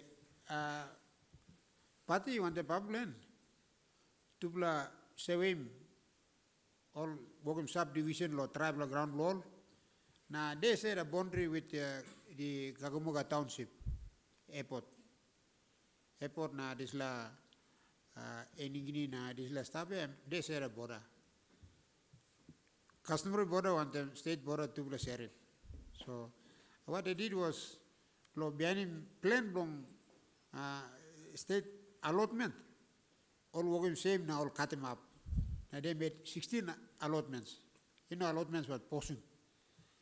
Portion what did was his father is so smart, so erect them all the modern all high class residential houses along the 16 portions. So now we may all heavy lift na NAC na all get a big walk line. All get a big man walk line, all silly belong, this all properties you go. But the pity thing is, they don't have the title. People apply through long general conversion, but what happened was, instead of me go processing title na karam kam, and yet go next simple order na karam kam, thinking that they were titles. You go beyond, karam order go bank now, no, these are not titles, they are conversion orders. So karam come back na mid la karam ko time. Time lapse with him. Time lapse, so then I wrote a letter again asking the commission to give special clearance and then push it through a register of titles to process the titles. So the 16 titles are now in process under tenure conversion. Okay. The problem now is, they say that state land boundary. What law can we apply on the lands that, on the pieces of, on the land portions that share the border with the state land? We call it town boundary extension, or some piece of law we have to enact to actually move the town boundary, the current state boundary out and incorporate the underlying alienated areas into our current boundary. Yeah. It's a very interesting question. The same applies in many parts of the country. Portuguese are similar. But where the state lease ends, that's where it ends. Where you pick up the next interest to go forward, this is where we are. This committee is employing every endeavor to fill in the gap, so we can free up, create the legal framework for accessibility. So you can invoke provisions in this new law to give recognition to the orders and also the titles that come out of it, and then set up the mechanism for subleases to be created. Customary subleases, customary leases. These are bankable. These should be bankable by legislation. They are bankable. Yes. Should be recognized by the financial institutions, given cognizance by the state. So fiscal planning powers can be extended over, so public utilities can go through power, water, all these, to give value to the land that are extending. So the growth can happen. But growth beyond this point, 50 years on, we've got to make growth on our terms. So people like Patti and his father and his clan, kingship, do not become bystanders 10 years later. You may not can sit down, talk Patti process, talk Papa ground, but actually, you may go and set up outside look, man who to sit down inside the house here. You think it's one thing freeing up land. It's another thing empowering our own people and making sure they are the true landowners and they are collecting rent forever. Until the term expires, 30 years, okay, we renew again. But yes, my job as a landowner is to give the user of the land, the leaseholder, peaceful use of that land, access to it. No can disturb him, undisturbed. Because my interest is reduced to a rental going forward. You think? But the state will provide the public utility, water and power, communication, healthcare, schools. That's the state's function. But the landowner's interest should never be diluted or should not diminish over time. It should always remain. Yeah. So those 16 blocks, for instance, continue its capital growth, but they don't leave the owners behind. Work together. The landowners get rental. The landowners are empowered to even access their own capital. So I think your question was, is there a way to just stretch it out? Stretch out, yes. I don't think so. Incorporate them. Yeah. Supreme boundary. But going forward, if this new authority was set up in Waigani, it should be a case that the implementation, the division should be set up in provinces. The implementation has to be decentralized. So you must not fly to Waigani to go and do these things. It should be happening in Hagen, yes, Western Islands, yes, in Barnes for Jiwaka, in Goraka for Eastern Islands. We should have decentralized implementation of this policy and this legal framework. The main database can be kept there for administration. The Waigani can keep policy, empower the provinces in rolling this program out. So this law should provide that. So this is how we are going to be. This is the thinking. Because of your thinking and the way people are expressing their thoughts, I think that the country is crying out. The people of this country are crying out for this particular change. Everybody seems to be saying the same thing. Everybody. The consultation we've done, engaged with leaders, engaged with grassroots, it's exactly the same thing you are saying. And I think you've articulated it very well this morning. And it's really good to hear from one of the customary landowners themselves and to hear more. So we are open. Floor is open if anyone wants to contribute, have any questions, sir. You can come forward and. Thank you, but you're excused.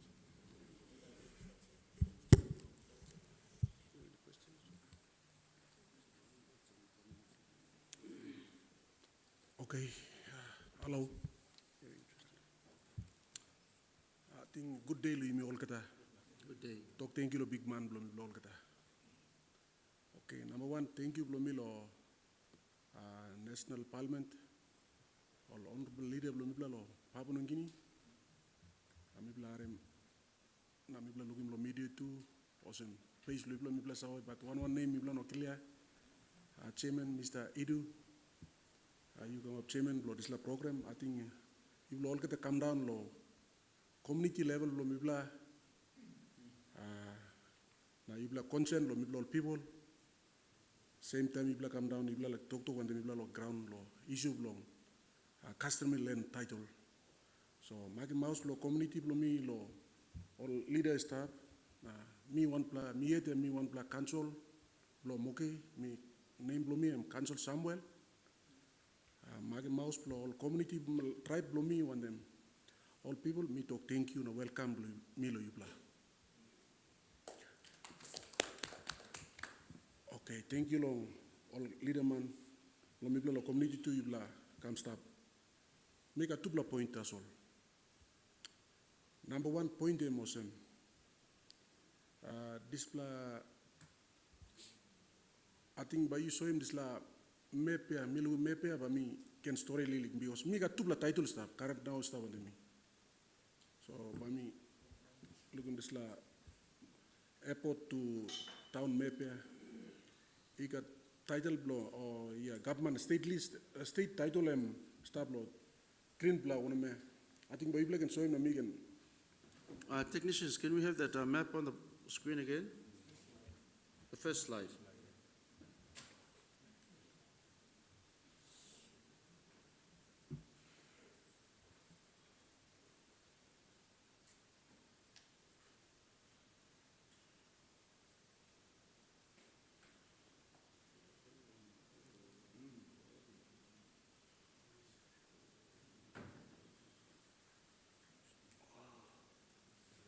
Yes, okay, thank you. Disla. Okay, in chat lo disla rep la point in chat I think we got all plenty title stuff, all title on all plenty blow all miss out. Now me come looking me all miss out. Plenty time title commissioner come lo customer land commissioner come me bla bungluya plenty time too. Me bla give this la same request. So I think by me talk la same. In chat lo red play in chat me bla plenty me bla got title stuff. So this is the title mixing 2012. So 2012 to 2000 and me almost 13 years.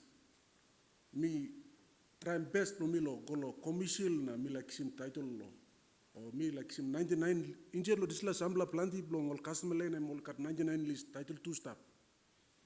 So sambla latest me blow lo 2012 na 10 11 13 and mibla all this la customer lane title but mibla hard lo devolving mibla devolving finish but lo go lo bank na mibla like go more hard now mibla stuck stop. So request lo me mosem I got residential title na commercial title na now customer title. So I think why now all can put him this la customer lane title go lo residential or 99 list or commercial. So that mibla can devolve him. All title holder mibla all him stop mibla can devolve him. After lo devolve him all land wagon all can be like mark blo mibla all can work mibla title blo same like mark. Why mibla work na put him land. Number one. Okay, number two awesome.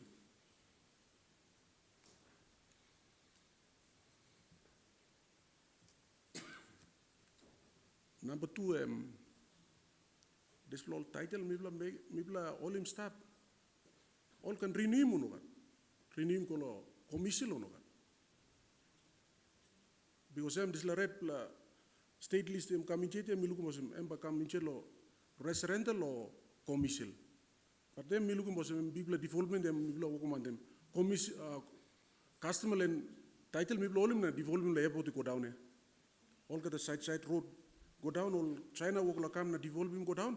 All kata go all kata la airport mi olim all customer and title. Sample one all state. Freeholder. Yeah. Conversions were done by who? Okay. So Yeah. this all same title and mibla all plenty all honor mibla staff but mibla like tram law mibla like sim golo bank de sim loan mad all talk customer and title no staff law residential or commercial.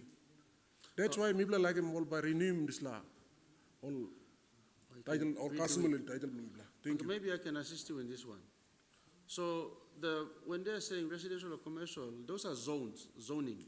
Fiscal planner by confirm, but those are zoning are expressed on state leases. So you'll see state lease for purpose for leases, commercial, purpose for lease or residential or light industrial. That depends on the master plan of Hagentown, relating to state titles.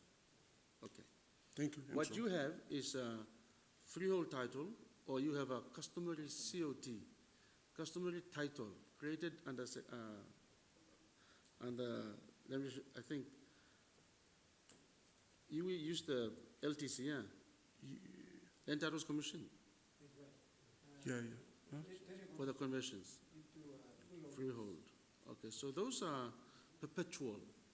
That means you don't need to renew it. It's for you forever and ever and ever. Okay. What is bankable is is a lease agreement you create out of it. These are, like I said, extra legal. Sometimes you can do it through the lands department, and they'll, more often than not, I can assure you, they'll tell you, convert it to state lease and then we can do it. I would encourage against that. What you do is, this law that's going to come on board is going to assist you to migrate all of the titles under this customary authority, Department of Land Authority, and then the mechanisms will be created so that you can, by consent, your own consent, allow a lease title, lease interest instrument to be created out of that initial title for, say, 50 years or 90 years in favor of whoever is applying to the authority or department with your consent. It could be yourself. You can still apply for it too. You can apply for a lease agreement out of your own perpetual title. You can use your own company, you can use your own name, you can use your clan name, because the clan will have legal authority by then under the legislation. And they can get a lease for maybe 50 years. And then you can use that to the bank. And it'll be a lease for, depends whatever zoning is declared by under the fiscal planning area. The fiscal planning area that you just see for Mount Hagen, with those big, thick red lines around Kagamuga and Hagen Central and the other north to the north. So this growth area, there should be a Mount Hagen master plan with zones. So your title that arises out of there, the leases that come out of there, will be subject to that fiscal planning plan. Then your title, your lease agreement, lease instrument will express residential or commercial or light industrial or public utility, depending on the plan. And then the title will be, you can use it for that, sorry, the lease instrument can be used for security. That will require the state supporting you. This legislation will have to support you. People like yourselves, there's a lot of us in this country who requires that support. The beautiful thing about this government has just set up the banks have to come up with a financial product that recognizes these instruments that we're going to create. So the National Banking Corporation, which has been recently set up, backed by the state, should be thinking along this line. The big banks, BSP and Westpac and Kina Bank, well, those are hardcore commercial banks. If they want to come to the party, it's up to them. But Papua New Guinea has a responsibility to its people to make sure the financial institutions that we are setting up through the state for development should be looking into these instruments. Yes. So give us this support. Yes. So we want law to facilitate this pathway. Now hear them. You have to go now. Man must give him lokola money and ask him for this and that. You know, you got to be innovative. This is not the country we want to live in. True. We should be creating a country and the facilities and systems that are favorable to our people in a very orderly, harmonious manner. We are hopeful this legislation and report that the this committee will take to Parliament and the bill that we want to introduce is going to be reflective of these views that we are taking. And I think the government should take it on board. So this is the awareness that we are driving as well, and your views that are taken on board is exactly what the draft bill actually looks like already, and the report is going to look like. So your views that are coming on board is going to inform, give meat to the structure. So these are very important details. Feel free to, I didn't get your full name, sir. Forgive me. Councillor Samuel, aye. So, sir, you can give your details to the Secretariat staff here. Maybe there's an email address there. You can write in a short one-pager to contribute your views, and this way we will use your experience to guide us as well, much like those that have been shared earlier. Am I right, huh? Yeah, I'm all right, thank you. We got another. Thank you, sir. Come forward.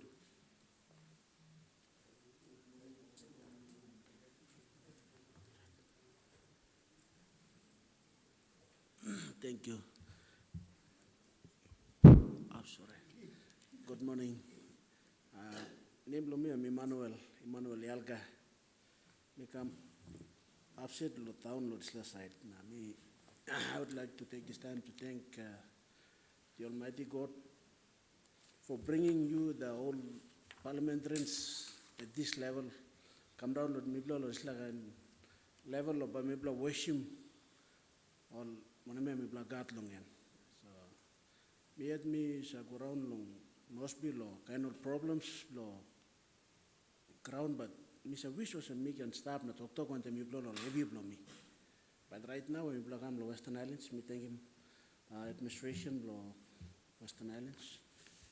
Lo set him up this location. You blow get lo come down lo this me got me stop long ground in chat lo city vicinity. Me face him some problems learn and me can talk. Thank you, Mr. Edu, Mr. Morris, Mr. Samuel Baya, Lord Baya, and Mr. Tobining Jr. Me ground lo me stop in chat lo town towards lo tech side. So me stop long in all forefathers all been working decision lo half ground all give him lo government. Na half ground all lose him, but because lo titles not titles but survey all make him all been sim ground one them going jet.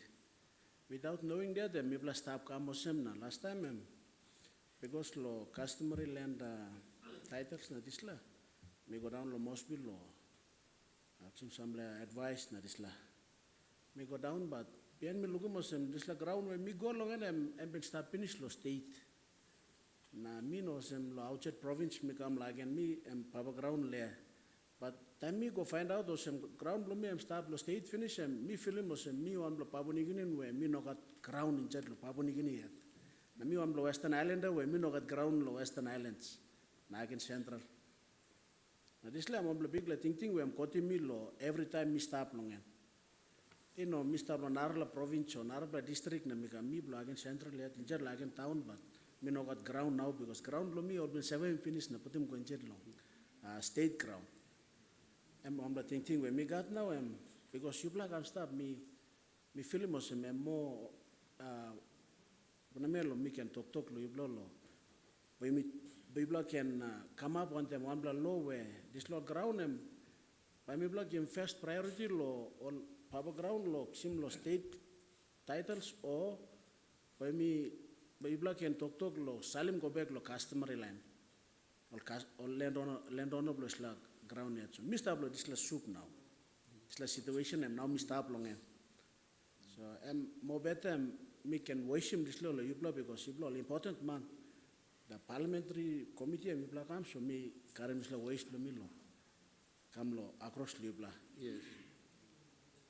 So right now, Mr. Ave, because land now go finish lo state. So mila go neme lo customary land naksim title na lo bank mi talk lo ngene by mi go sim loan lo bank o kaya so mami no gat ground now. If state them seems like ground bag and me too no gat on the ground now. So I'm this like one the situation where now Mr. Ave long ngene mi karema kam lo neme table bi plan now. Yes, yes. Now, I'm interesting question, a query below you. I suppose every case, unique long emit. My meta below evidence, na story below viral yet. So the court systems, na this la mechanism we come up with, dispute resolution provisions by come up with kind story below you, na not plateau by stop. Can come up in complaint system where you can lodge him interest below you na. Some time ground sleep nothing or so call him or some state, but state in Oakland use him too. Now you papa ground tuna karimi lo yami talk pinis who heritage 9,000 years you stop pinis tuna you go. That's a very compelling argument. What happens to you and your children's children?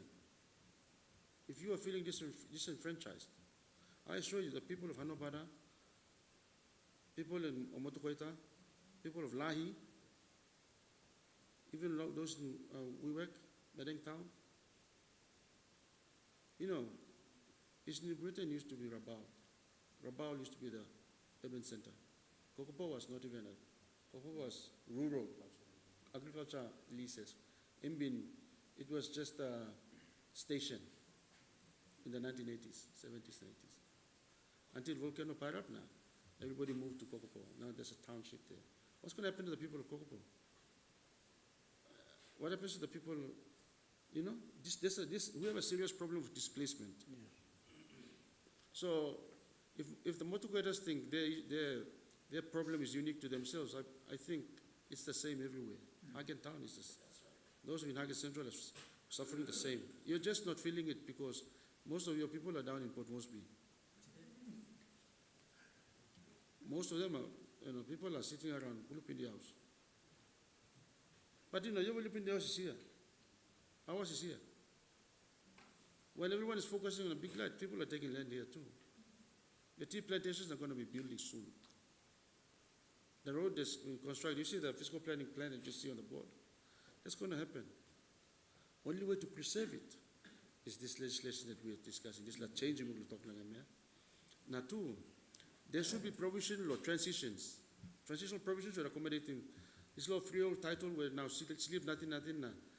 You can't go to bank no looks how long we have to bring them into the framework of the new law, customary land. So you can recognize it, give it status, convert it, give him new fresh title, and then give it lease agreements. In your case, I hate to say this, but we'll have to make your case. You have to make your case of your through anthropological evidence, law confirming connection, law clan blue, na tribe blue, law this lahab buskurani talk lang yan.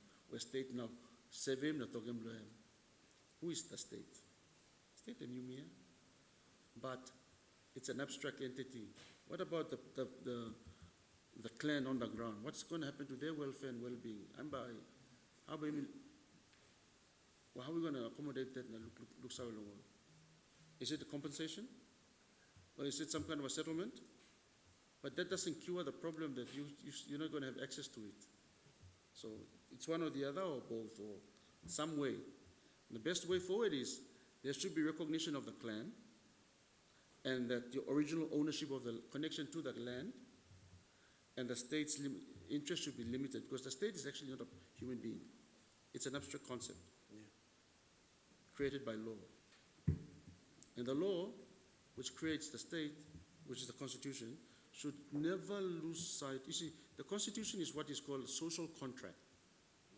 It is a collective consensus of the people of Papua New Guinea to put up what is called the Constitution of Papua New Guinea, underneath law which all property and people should be number one. People and property should be number one. So it comes to the root of your argument. And the courts must look savile or this thinking. But the court's eyes are limited to the law. So the court will only give recognition to your argument if we create the law for it. Yes. Right now, you can take that argument to file a writ of summons or originating summons or go to the courts. It will not give you, you don't have standing. You can't be heard. Customary land track is from a local land court where lawyers are not allowed, provincial land court, and then if there's an appeal, you go to the national land court. And if there's a further appeal, you go to Supreme Court. All of that, through that process, people die. Our fathers will die. We will die. Some of these disputes never get resolved. So we want an expedited process where sorting time of dispute resolution and also allow you, by law, to argue your case in the national court. Straight, you go and argue the case. Or through a more, mediation, consensus, local and court mediation process expedited through sensitive time frames and bring your issues up. So digressing a bit, but comes back to your general question of what's going to happen to you, because you're from here, but your land is now state lease. Was initially intended for a small space, but now it's apparently gone bigger. There's a lot of fraud happening too. So this is part of the problem in our country. There's a lot of fraud in lands department. That's why people are finding themselves sleeping in a house they built 20 years ago or 10 years ago, and suddenly, or 50 years ago, their grandfather built, and suddenly somebody is coming and putting a fence around them and saying, you need to get out, this is my land, here's my title. I'm state land here. And the land law says indivisibility of title principle actually makes them the winner and us the losers.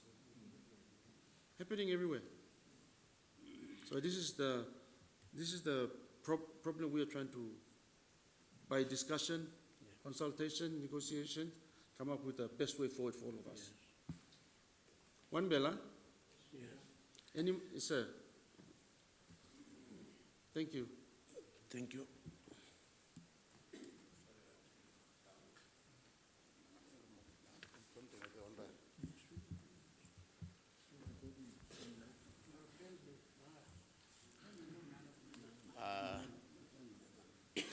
Thank you, Long. You play come?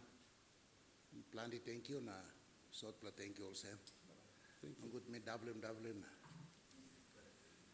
Me play privilege lo me you play lo talk lo problem lo me play. Me like talk long plenty me play addressing private problem. Me sit down na rem also. You play come lo private problem. You play come lo country get one heavy. Long ground, landowners, titles, registration, what you name it. Me like talk registration. Registration means survey. Survey means title. And this la process come also. Me bla Western Island we got big problem about 3 to 4 years. All in addressing. Me like addressing. Western Island, we got problem, we have no survey.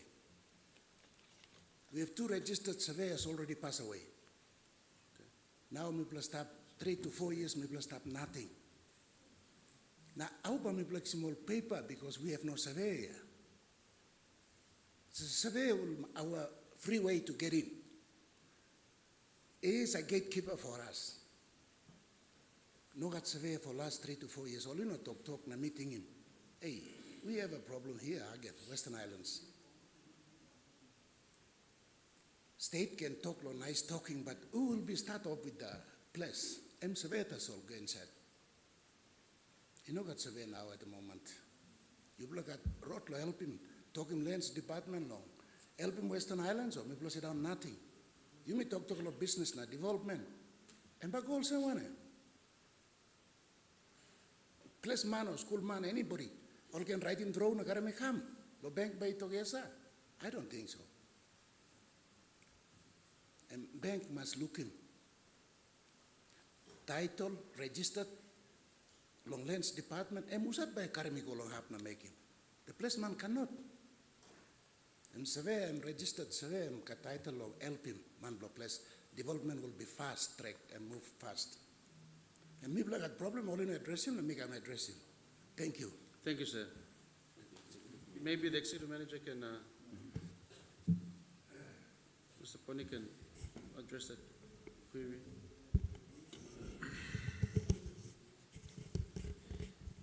Thank you.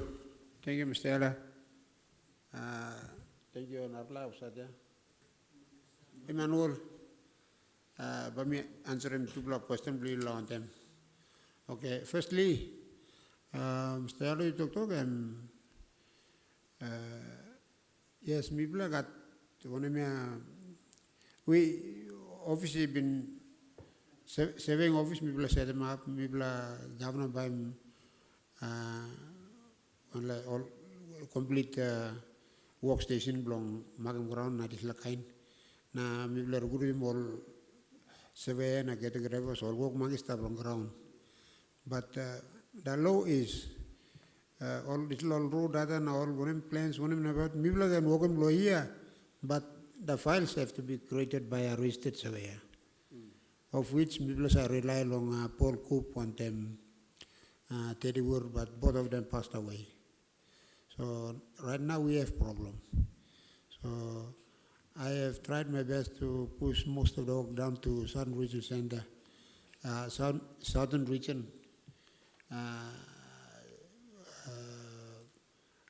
Regional Examiner to assist us, and is working on some files. The other files are with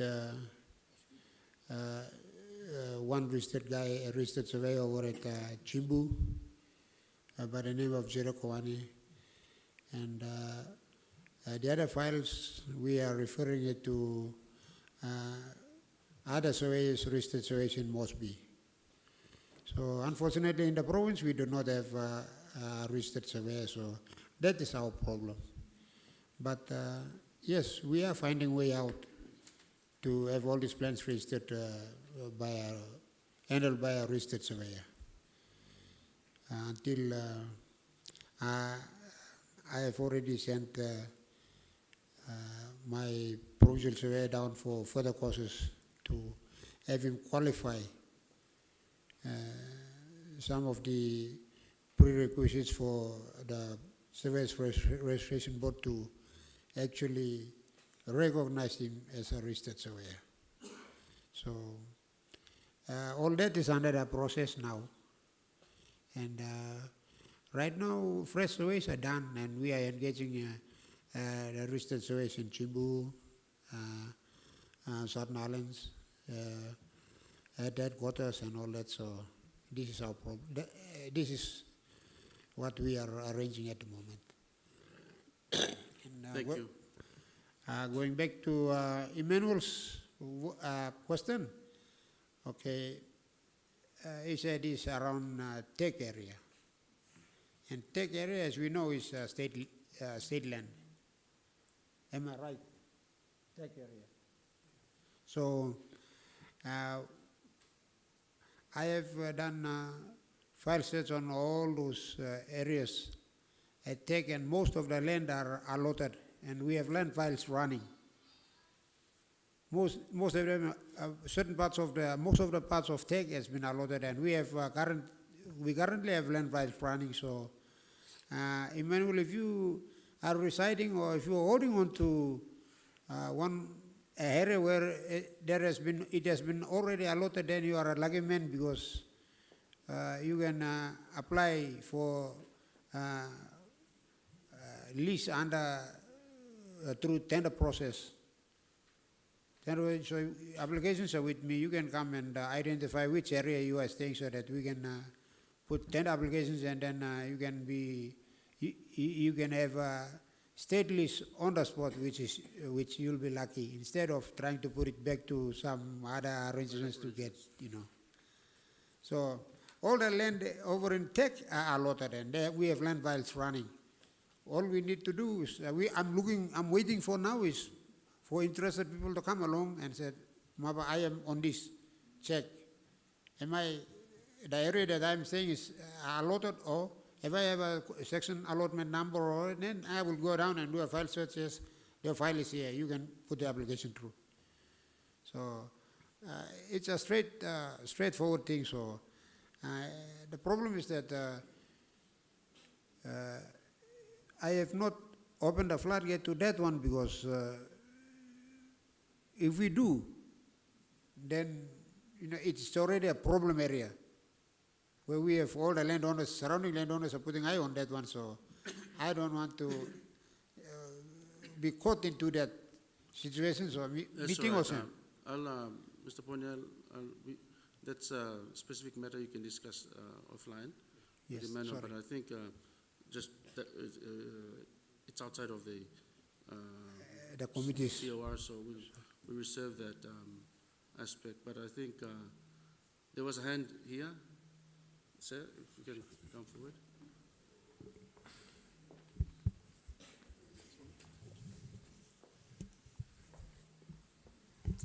Thank you. I'm Masla looking for special committee belong ground cell parliament. So thank you for coming here. Me for Chihuahua. Me from our Western Islands, but I'm only changing. I'll give you province lo me now. I me stop us in Chihuahua. Actually, I speak their language in here. This guy is the right man.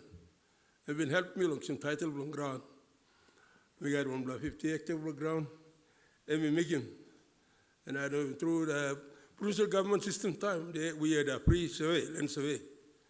That time we been surveying ground below me. I'm all premier in all province. So I have a title, but then this title is under commercial lease. Is it a state lease?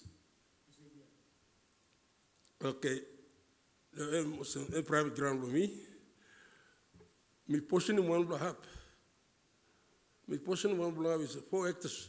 Portion. And then all bank line or something. The requirement is that we all have to have a title for this particular portion, long some loan or something.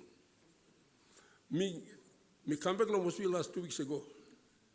Me purposely me come here or talk when you play. It is just that reason that me like talk out now. People like him money, people like him boy, people like him color, give him title, me listen to me come. At the land department, I travel there almost every year, every month. This year alone, I went almost 5 times. The last time after independence, I come up here, the celebrations, and we come back here. And it's now plus 2 weeks now. The Lands Department officers want money, they want money so that they will give us the title. And then it's very hard. Look, plus I'm vanishing, finishing the stuff now. I can't do anything. I can't do much because the people at the Lands Department, they will never release my title. And that is a problem there. Thank you very much. Thank you. Thank you. All right, sir, the blue cap.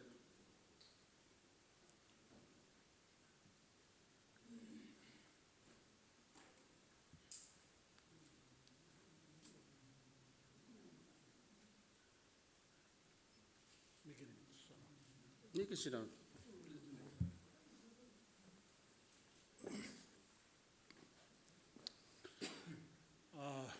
Thank you, Drew.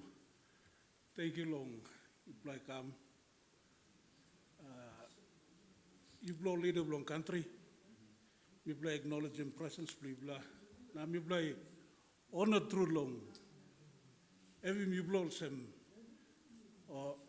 leader of me play come address him problem bottom up. I think I'm the right way. Now I'm correct. Long country belong you me, Papua New Guinea long. Look again. How best you can address in this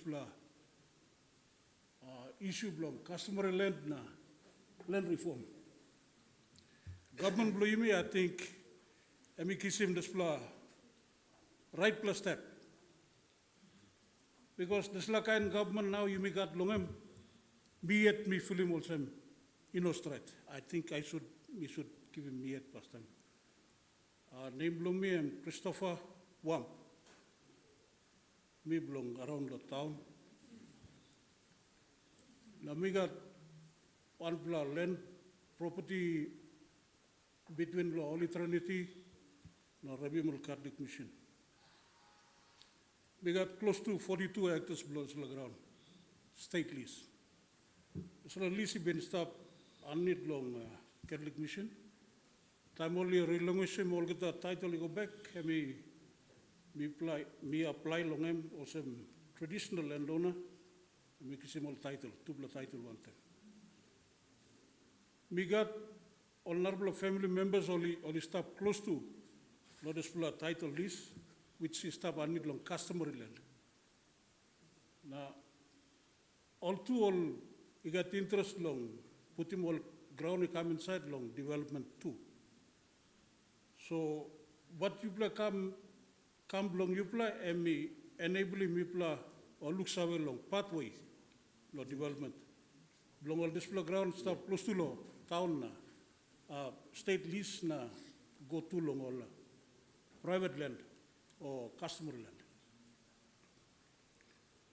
What me like talk lo ye and also long give him legally thinking lo me play or papa ground are lo town area tribe or clan belong me and surrounding almost 90% belong land surrounding Agen City. Mipla Mogena buga milim one pla big pla clan anit long Moge tribe.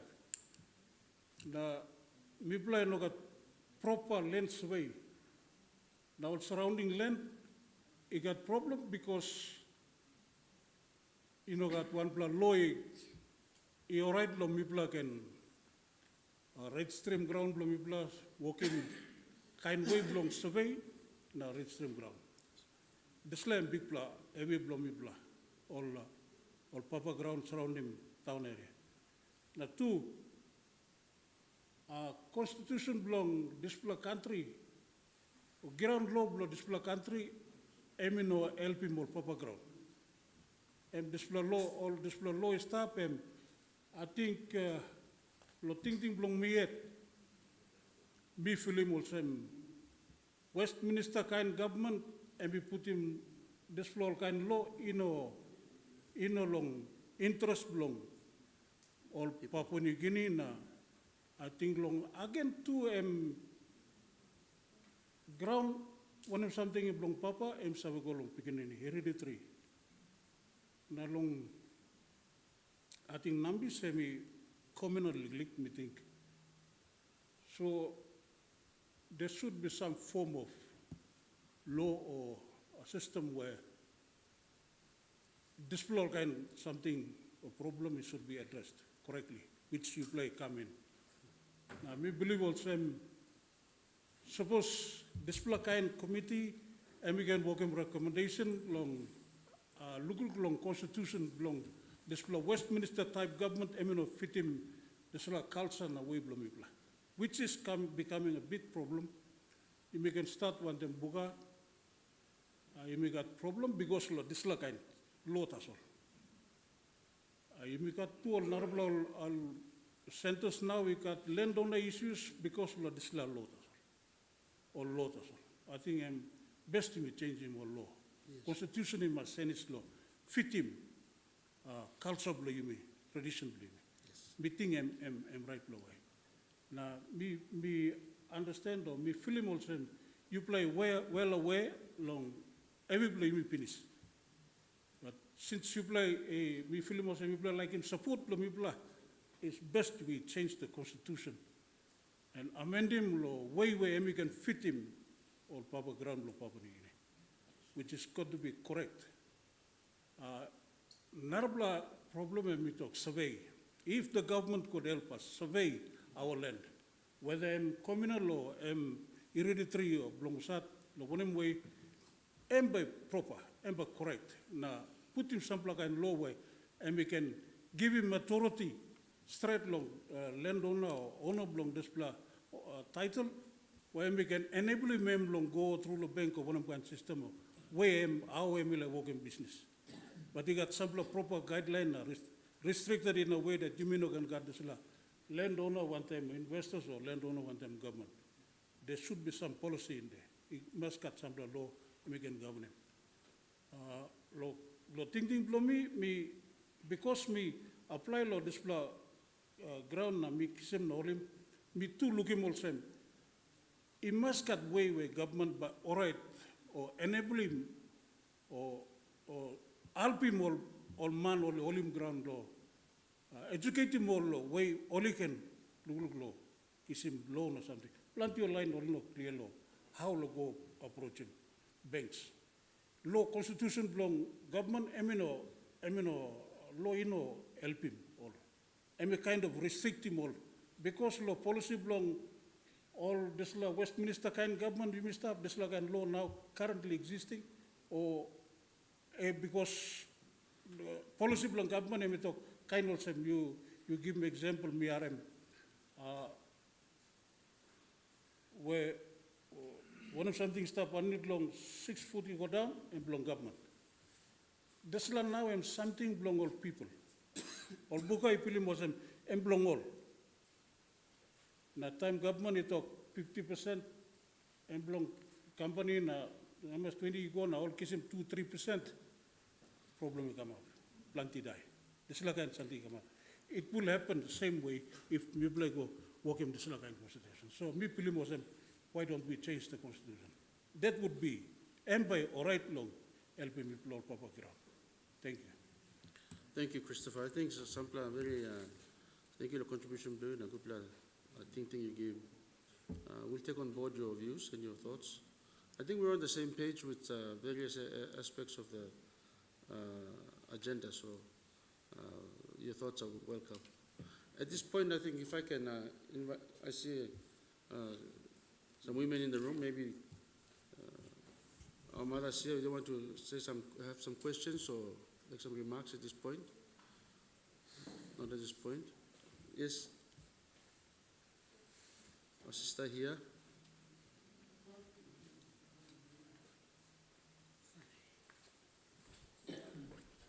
Good day. Thank you. Welcome to Mount Hagen. Good plan, Dr. Konta plan. So I have two questions that's all me like asking. Her name to me Miriam Timban. Okay. Me like asking that's all. Also divide him title and also make him subtitle on that and question below me. Na suppose title is that pin is inside lo this lab. Also make him not a title again lo this lab. Mr. Pony, you want to contribute to that question or pay your understanding? Okay, suppose you all title long one big lab stuff. Na you la burgi mi golo tubla na kind of same. And by you surrender all plus away plan now. By you walking subdivision, separating tubla. Up you nan you can cut me go tubla now. At the same time, by you surrender away plan na same time in original title too. So you will be issued 2 separate new portions again. Na all process separate titles like this. But there's no subtitle or whatever kind of thing. You surrounded the original and all by reissue two separate new ones. Thank you. Very well put. Sir, yes, man in the orange cap.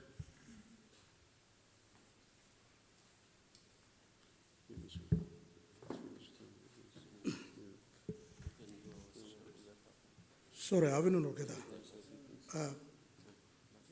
Special Parliamentary Committee for Customary Land and Reform, all our MPs.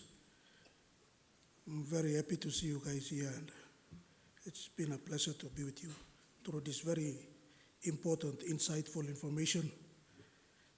I have taken some point which is very valid, and I believe it's a way forward for our country. Such consultation and wider awareness will give us the insight of what is happening. As I've been sitting down and observing some very important conversation taking place. And Chairman, I'm very happy to see you presenting this case in a very professional manner, and it's well detailed outlined, and I'm very thankful for that. At least I know what is happening now, and that will be the tool that I will take back and then inform my people at home about what is happening. Very good. As a young man, I'm very privileged representing all the youths. I have seen that land is a very, very important thing, and it is attached, deeply rooted in our blood system. Especially in the islands, you will see most of the tribal cases happens for land. Yes. And that is a very, very important thing, and it's a very sensitive issue that we are discussing. And I'm very thankful for our Land and Physical Department for Western Islands. You have given us some very important, insightful information with the physical planner there. I believe under the leadership of Governor Y, they are doing something to help us, the locals and the landowners in our country. And I credit you for what you are doing and really appreciate your job. And you are doing so much, and I'm really happy for that. There's something that I see that we need to do a lot of awareness regarding this one at the community level, at an LLG level, to understand and explain the structure of what is happening. Like the chairman, you have said, this is all Western law and doctrine and philosophy and constitution that we are following. And we need to integrate one for Papua New Guineans. And this is what you are trying to legislate and amend in the parliament now. Correct. The way forward now, we have to look at the future of this country and what the land holds for our people. Given the fair understanding that government is for the people, government is by the people. And what can the government do for our people, especially for land? The person that is talking right now, I am within the town vicinity. Half of the land is given to state. I am using the 50% of the land is given to the state and 50% is occupied as a customary land. Whatever process and protocols that have been mentioned, some of our poor fathers are explaining with, they're feeling the pain of the land registration thing. Why not we look for an approach that is going to be from point A to point B, instead of this long process where it's taking a lot of time? Why not we have a stage where, like the extra legal activity that is happening, why not we look at this concentration?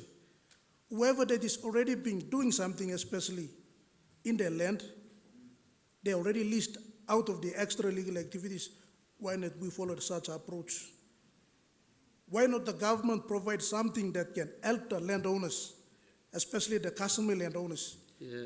When you're looking at SME, you see government is parking millions there to help the SME. During the COVID-19 recovery pattern day, I've seen they put a lot of money there. Why not we do something similar to the landowners? Put some money for the landowners so that they can register their land, have the customary land title, and then it can be bankable. We can value their land, especially people living within the town vicinity. We have the land there, we want to develop, but the problem is we need to register them.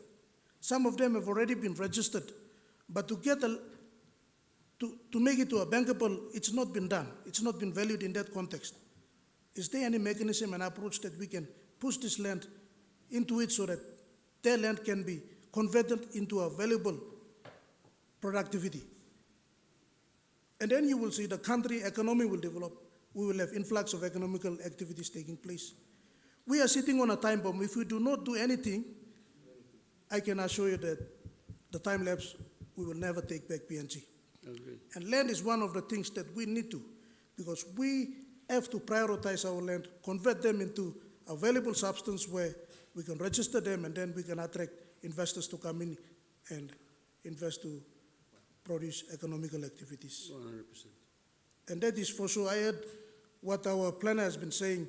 These are some of the mechanism and approach that we need to take. And we landowners, we are 100% open to work with the government. But what will government say to us? We have the land there.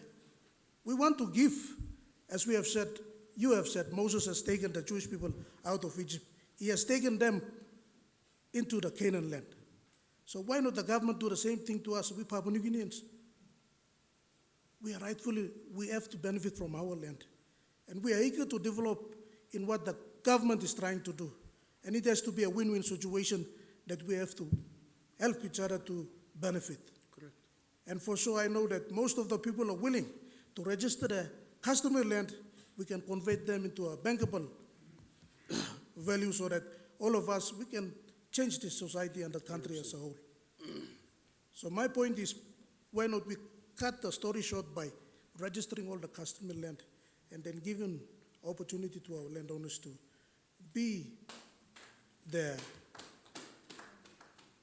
rightful resource that they need to benefit. Thank you. Thank you. Thank you. I didn't get your name. Brian. Sorry? Brian. Brian. Brian Tom. Brian Tom. Yeah. Brian, I want to thank you for your contribution. Short, sharp, but also I think resounding the sentiments of the people of Western Highlands, and I think the Highlands region, echoing sentiments also shared by the Mr. Pony, Executive Manager Lands. The important point is this. If I'm hearing you correctly, the people of this country want, through the voices of the grassroots, a specifically designated authority or department designated to the affairs of customary land in this country. One. Within that authority, there should be mechanisms to survey and registration of land. But before that, we must, based on anthropological evidence, formalize clans to give them legal personality. So Aiblo court and Aiblo law must look savelo clan blow you. Clan, as far as the courts are concerned today, a clan could take a legal action or own property, but you don't have legal personality per se, like a ILG or like a clan, or like a company or legal entity. So the clan has to be, identification has to be elevated. Membership of the clans are made up of people, right? And through your association or belonging to the clan, you have access or ownership of land. Are we all on the same page on this, or? Yeah. Agree. So we agree on that. And so there should be 2 registers under the custody of this Customary Land Department or Customary Land Authority. There's a registry of clans or tribes in this country, number 1. Number 2, registry of property belonging to the clans in this country. That's the second registry. Then, to facilitate or make this thing happen, this department should have, or authority should have, its registered surveyors, its anthropologists who will validate and verify existence of clans and their membership. So it's like NID, it's really the NID or civil registry under this thing, under this authority that we're coupled into clans and owning property. The law that we envisage should give state luksave long titles and the leases that come out of those titles. Customary title and a customary lease. This is not talking about state leases and freehold. This is talking about customary land, undocumented land not documented to this date. But there's instances where free title were forcefully made freehold title because you wanted to use it and this is a track you choose. You can opt to migrate it across under this law. And those will be the savings provisions of migration, transitional provisions of the new law to allow freehold titles and perpetual interest to come across. This way, this is just at a high level. I think we're all on the same page, thinking the same way. M through 1. Yeah. So it will unlock, using these words, unlock the full potential of customary land for economic activity. Not just urban development and real estate, but also for agriculture and even in the resource sector. So this is going to change and speed up the development process and aspirations of the people of Papua New Guinea. Development has to be driven by the people. And this is the legislation that has to, this sort of legislation must bring this, enable this expedited or fast-track development right in the hands of our people, not in the hands of corporations and corporates, and syndicates. Like you say, if you look up this road, you have new development through extra-legal arrangements. Lease agreements have been created for foreigners who have access to capital. You see, the Papua New Guinean, Western Islander is no different. He or she could go to the bank and get the money and develop it themselves. True. But because you don't have access to capital or the lease recognition, you can't go and do your own business, set up business and set up, participate in the global economy. So this is what the formalization aspirations are really for. I am hopeful that our people get, as you return home, our people get more of this information, understand the change that is needed in our country so far as the law is concerned.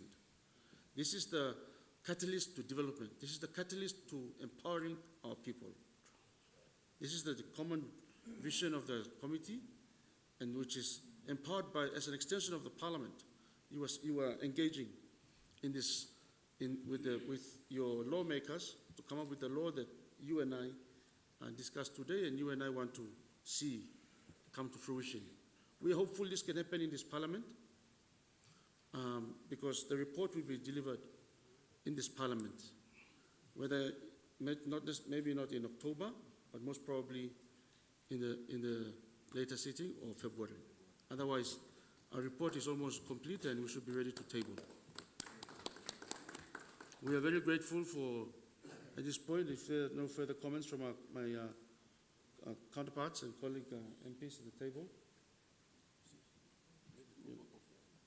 You say something? I'll invite the member for Alotau, Honorable Ricky Morris, to make some remarks.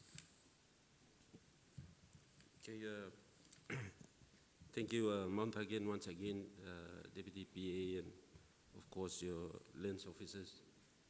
Over the line, you can participate. I just want to acknowledge your contributions. I think the Mount Hagen model and the recommendations that were presented by Mr. Puni. Of course, things have been slow. I came out of the ICT inquiry yesterday to be here. And of course, you will all agree that, we do laws and our laws are there, but many times the system fails us.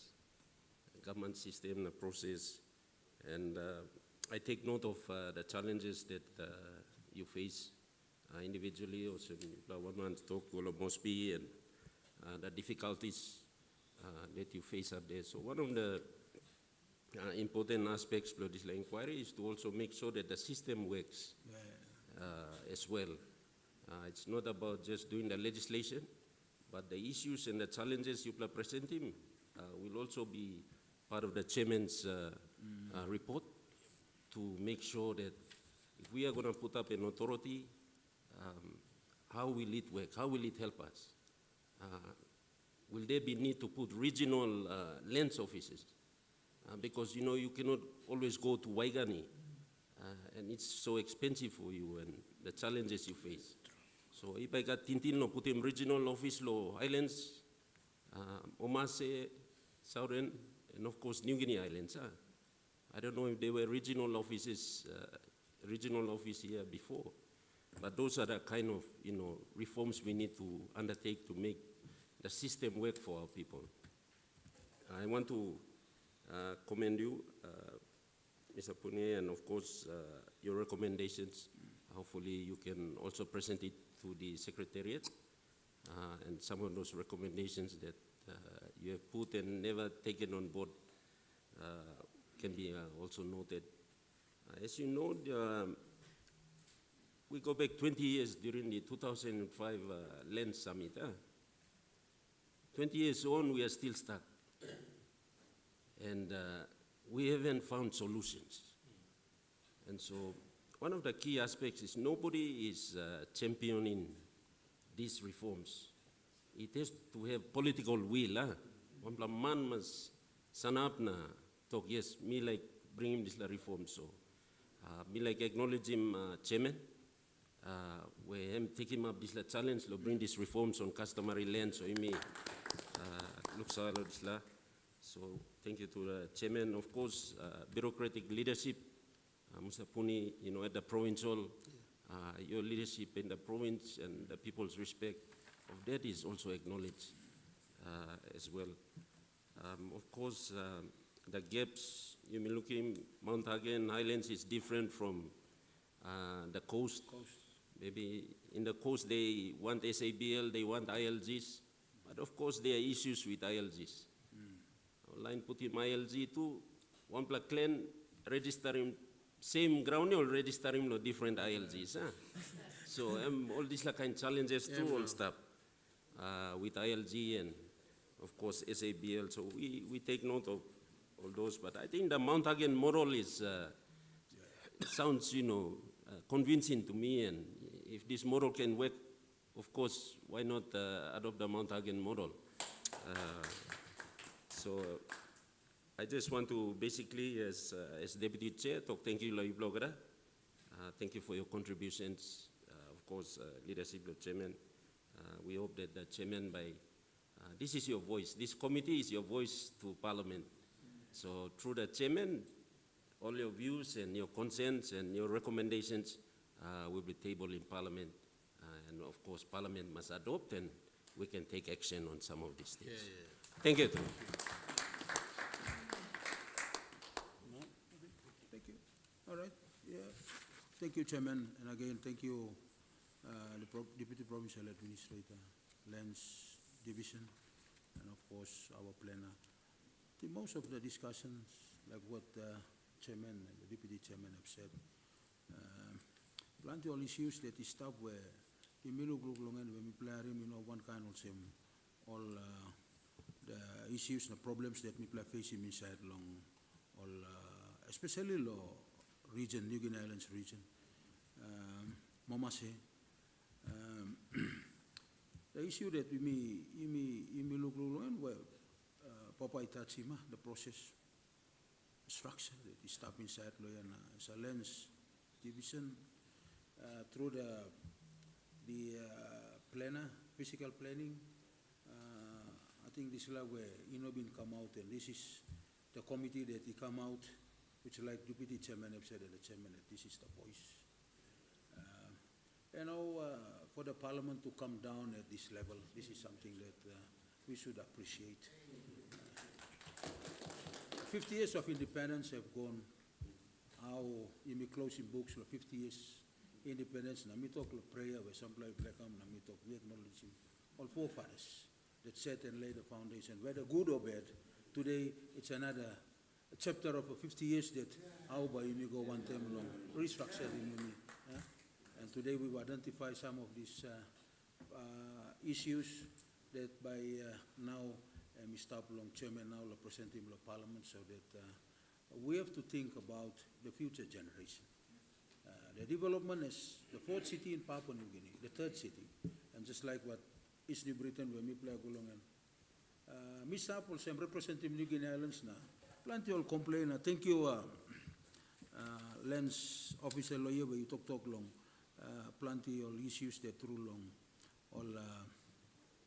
all high LGs. You play lawyer no need my LGs. Me play two plenty man time long inquiry below me play long New Guinea Islands. Me play facing plenty of complaints similar. Talk where we complain long and through long SAPL. As today me play work facing through the oil palm, the whole East New Britain, especially the people from Pomio. I go same like Gazelle, but you play work long Harim news. This but development inside long Mipla where inside long Kokopo, it's totally different in a different scenario. As Robaul same through the eruption, And then from 1975, become 1994, like 19 years. Na agriculture lease them stop long kokopo. You plan now we talk also long customary land. Of course, there are some customary land where you stop inside long East Britain kokopo, but you know, we play that system where you walk. Especially, you know, East Britain, I go same along New Ireland, New Guinea Islands, and of course, Mama Sebe. Only been go, me not been enjoy anymore, but today, me just like talk all same yes, Western Islands, and we talk thank you, Lord Jibaka, which is, you know, the corridor now to the extension of our city. And again, it's not only for the people of Again. The third city is for the Highlands region. This is something that we may look long. And of course, we need to free up the land for partnership, and you need the triple P concept, the public-private partnership. But the issue that now, you may find him now, the title. How about you may go can want them all title? Maybe you may come up want them rezoning? Huh? And we stop now law. Leaders of, you know, the Highlands region. But again, me talk thank you long, warm welcome, lo mipla, through lo chairman. Hospitality that now only give him since yesterday and not today, me talk thank you. The constructive discussions that we made today, it will be enable us, and of course give a clear picture, indication for our chairman to present whatever that we've discussed, and of course we've identified throughout the country for the future of our future generation. Ground has always stopped, me all papa ground, mama ground. Look at the plap, development by come and in it long. Ground, good pla. Title you me all him? No got title. Me fight strong, lo me too lo electorate lo me. Long kiss him all individual title. So that only must free map all ground na paving development. Partnership through long all Chinese, through long all land owners, through long all people, indigenous people. And of course, this is your committee, your voice, and of course, I'm now long bringing change inside long country blame. I think Chairman, one time this time, you know, thank you to so long all presenters, all mama, special talk, thank you, all mama, thank you, Lokam, at least mama ground or papa ground is stop, all future generations stop. Thank you. Thank you.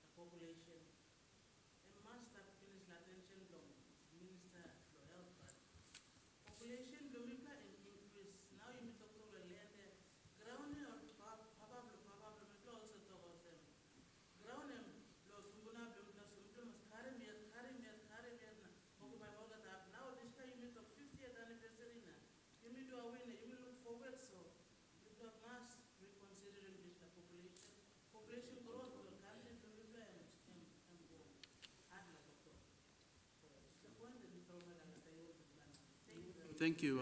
My dear, you didn't say your name. Sorry, my name is Julie. Julie? Julie Under. Thank you so much for your contribution. I think very important, in closing, before we close, if I can just kindly respond to Julie's comments. Two things of high importance you raised. One is the migration. You know, many times when people talk about migration, very quickly, people start thinking about Motokoita people and Port Moresby. And I keep saying, this is not unique to Port Moresby. Mount Hagen is facing the same problem. We have migration, not just in Mount Hagen, also even Warbeck town has the same problem. This is the roads have brought this, development in the last 50 years has brought this. There is a school of thought that says, if Papua New Guinea, if Ley has done it, we can, no. If Ley has accommodated that problem, that's Ley's problem. Some of us, in Mount Hagen, we work, Medang, maybe we're not the same as Ley. Port Moresby, we're not the same. We are all unique. This is the founding statement in our constitution. I'm so happy it took a woman to raise this issue of migration today. Now, migration is a problem that's happening well over. But the solutions are not unavailable. There are solutions available to reverse migration. And the way to reverse migration, I raised my voice, my pitch has changed because I'm very passionate about this agenda. You see, because of the big lights of hope, education, job opportunities, wealth, people have rushed to Moresby, Ley, Mount Hagen to create their wealth, or sometimes run away from tribal fights. So there's displacement. There's one number of reasons. Some of these are these two I've raised.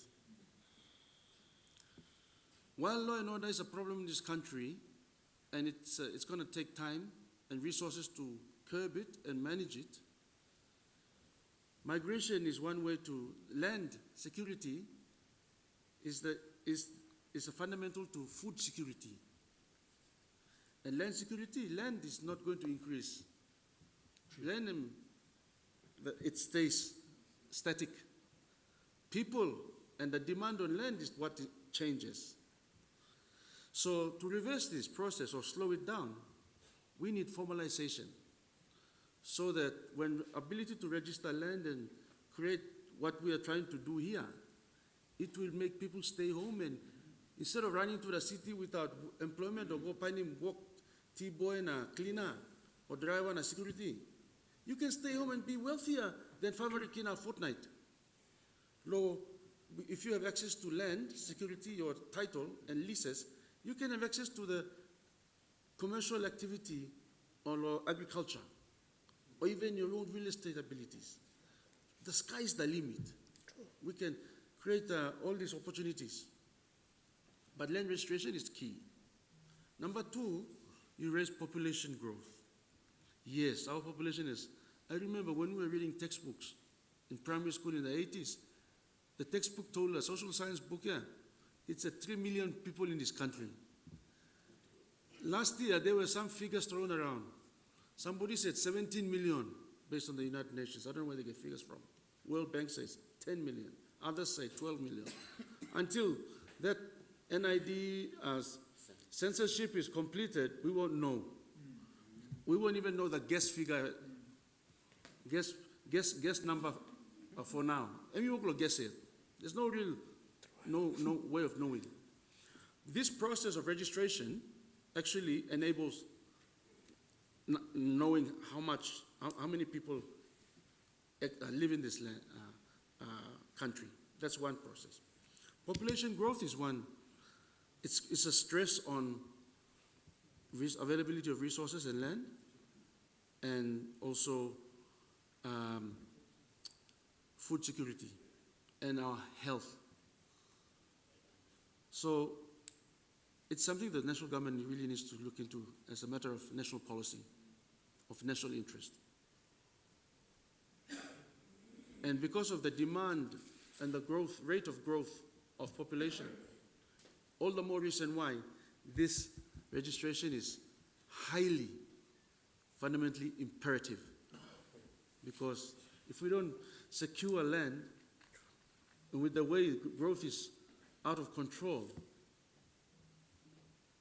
it's going to put a lot of strain and stress and create a lot of dispute and conflict. So as a responsible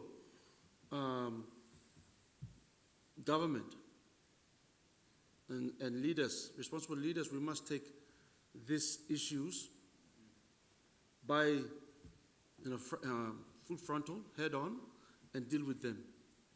And like they say, we can only do what we are able to, but within our space and our mandate, I think this is a very good catalyst to managing even population growth and securing land from that stress of population growth. The other agenda of population growth really is a national agenda and a policy that the appropriate ministers can take on and explore the conversation. We have a special parliamentary committee on children headed by the good governor for NCD.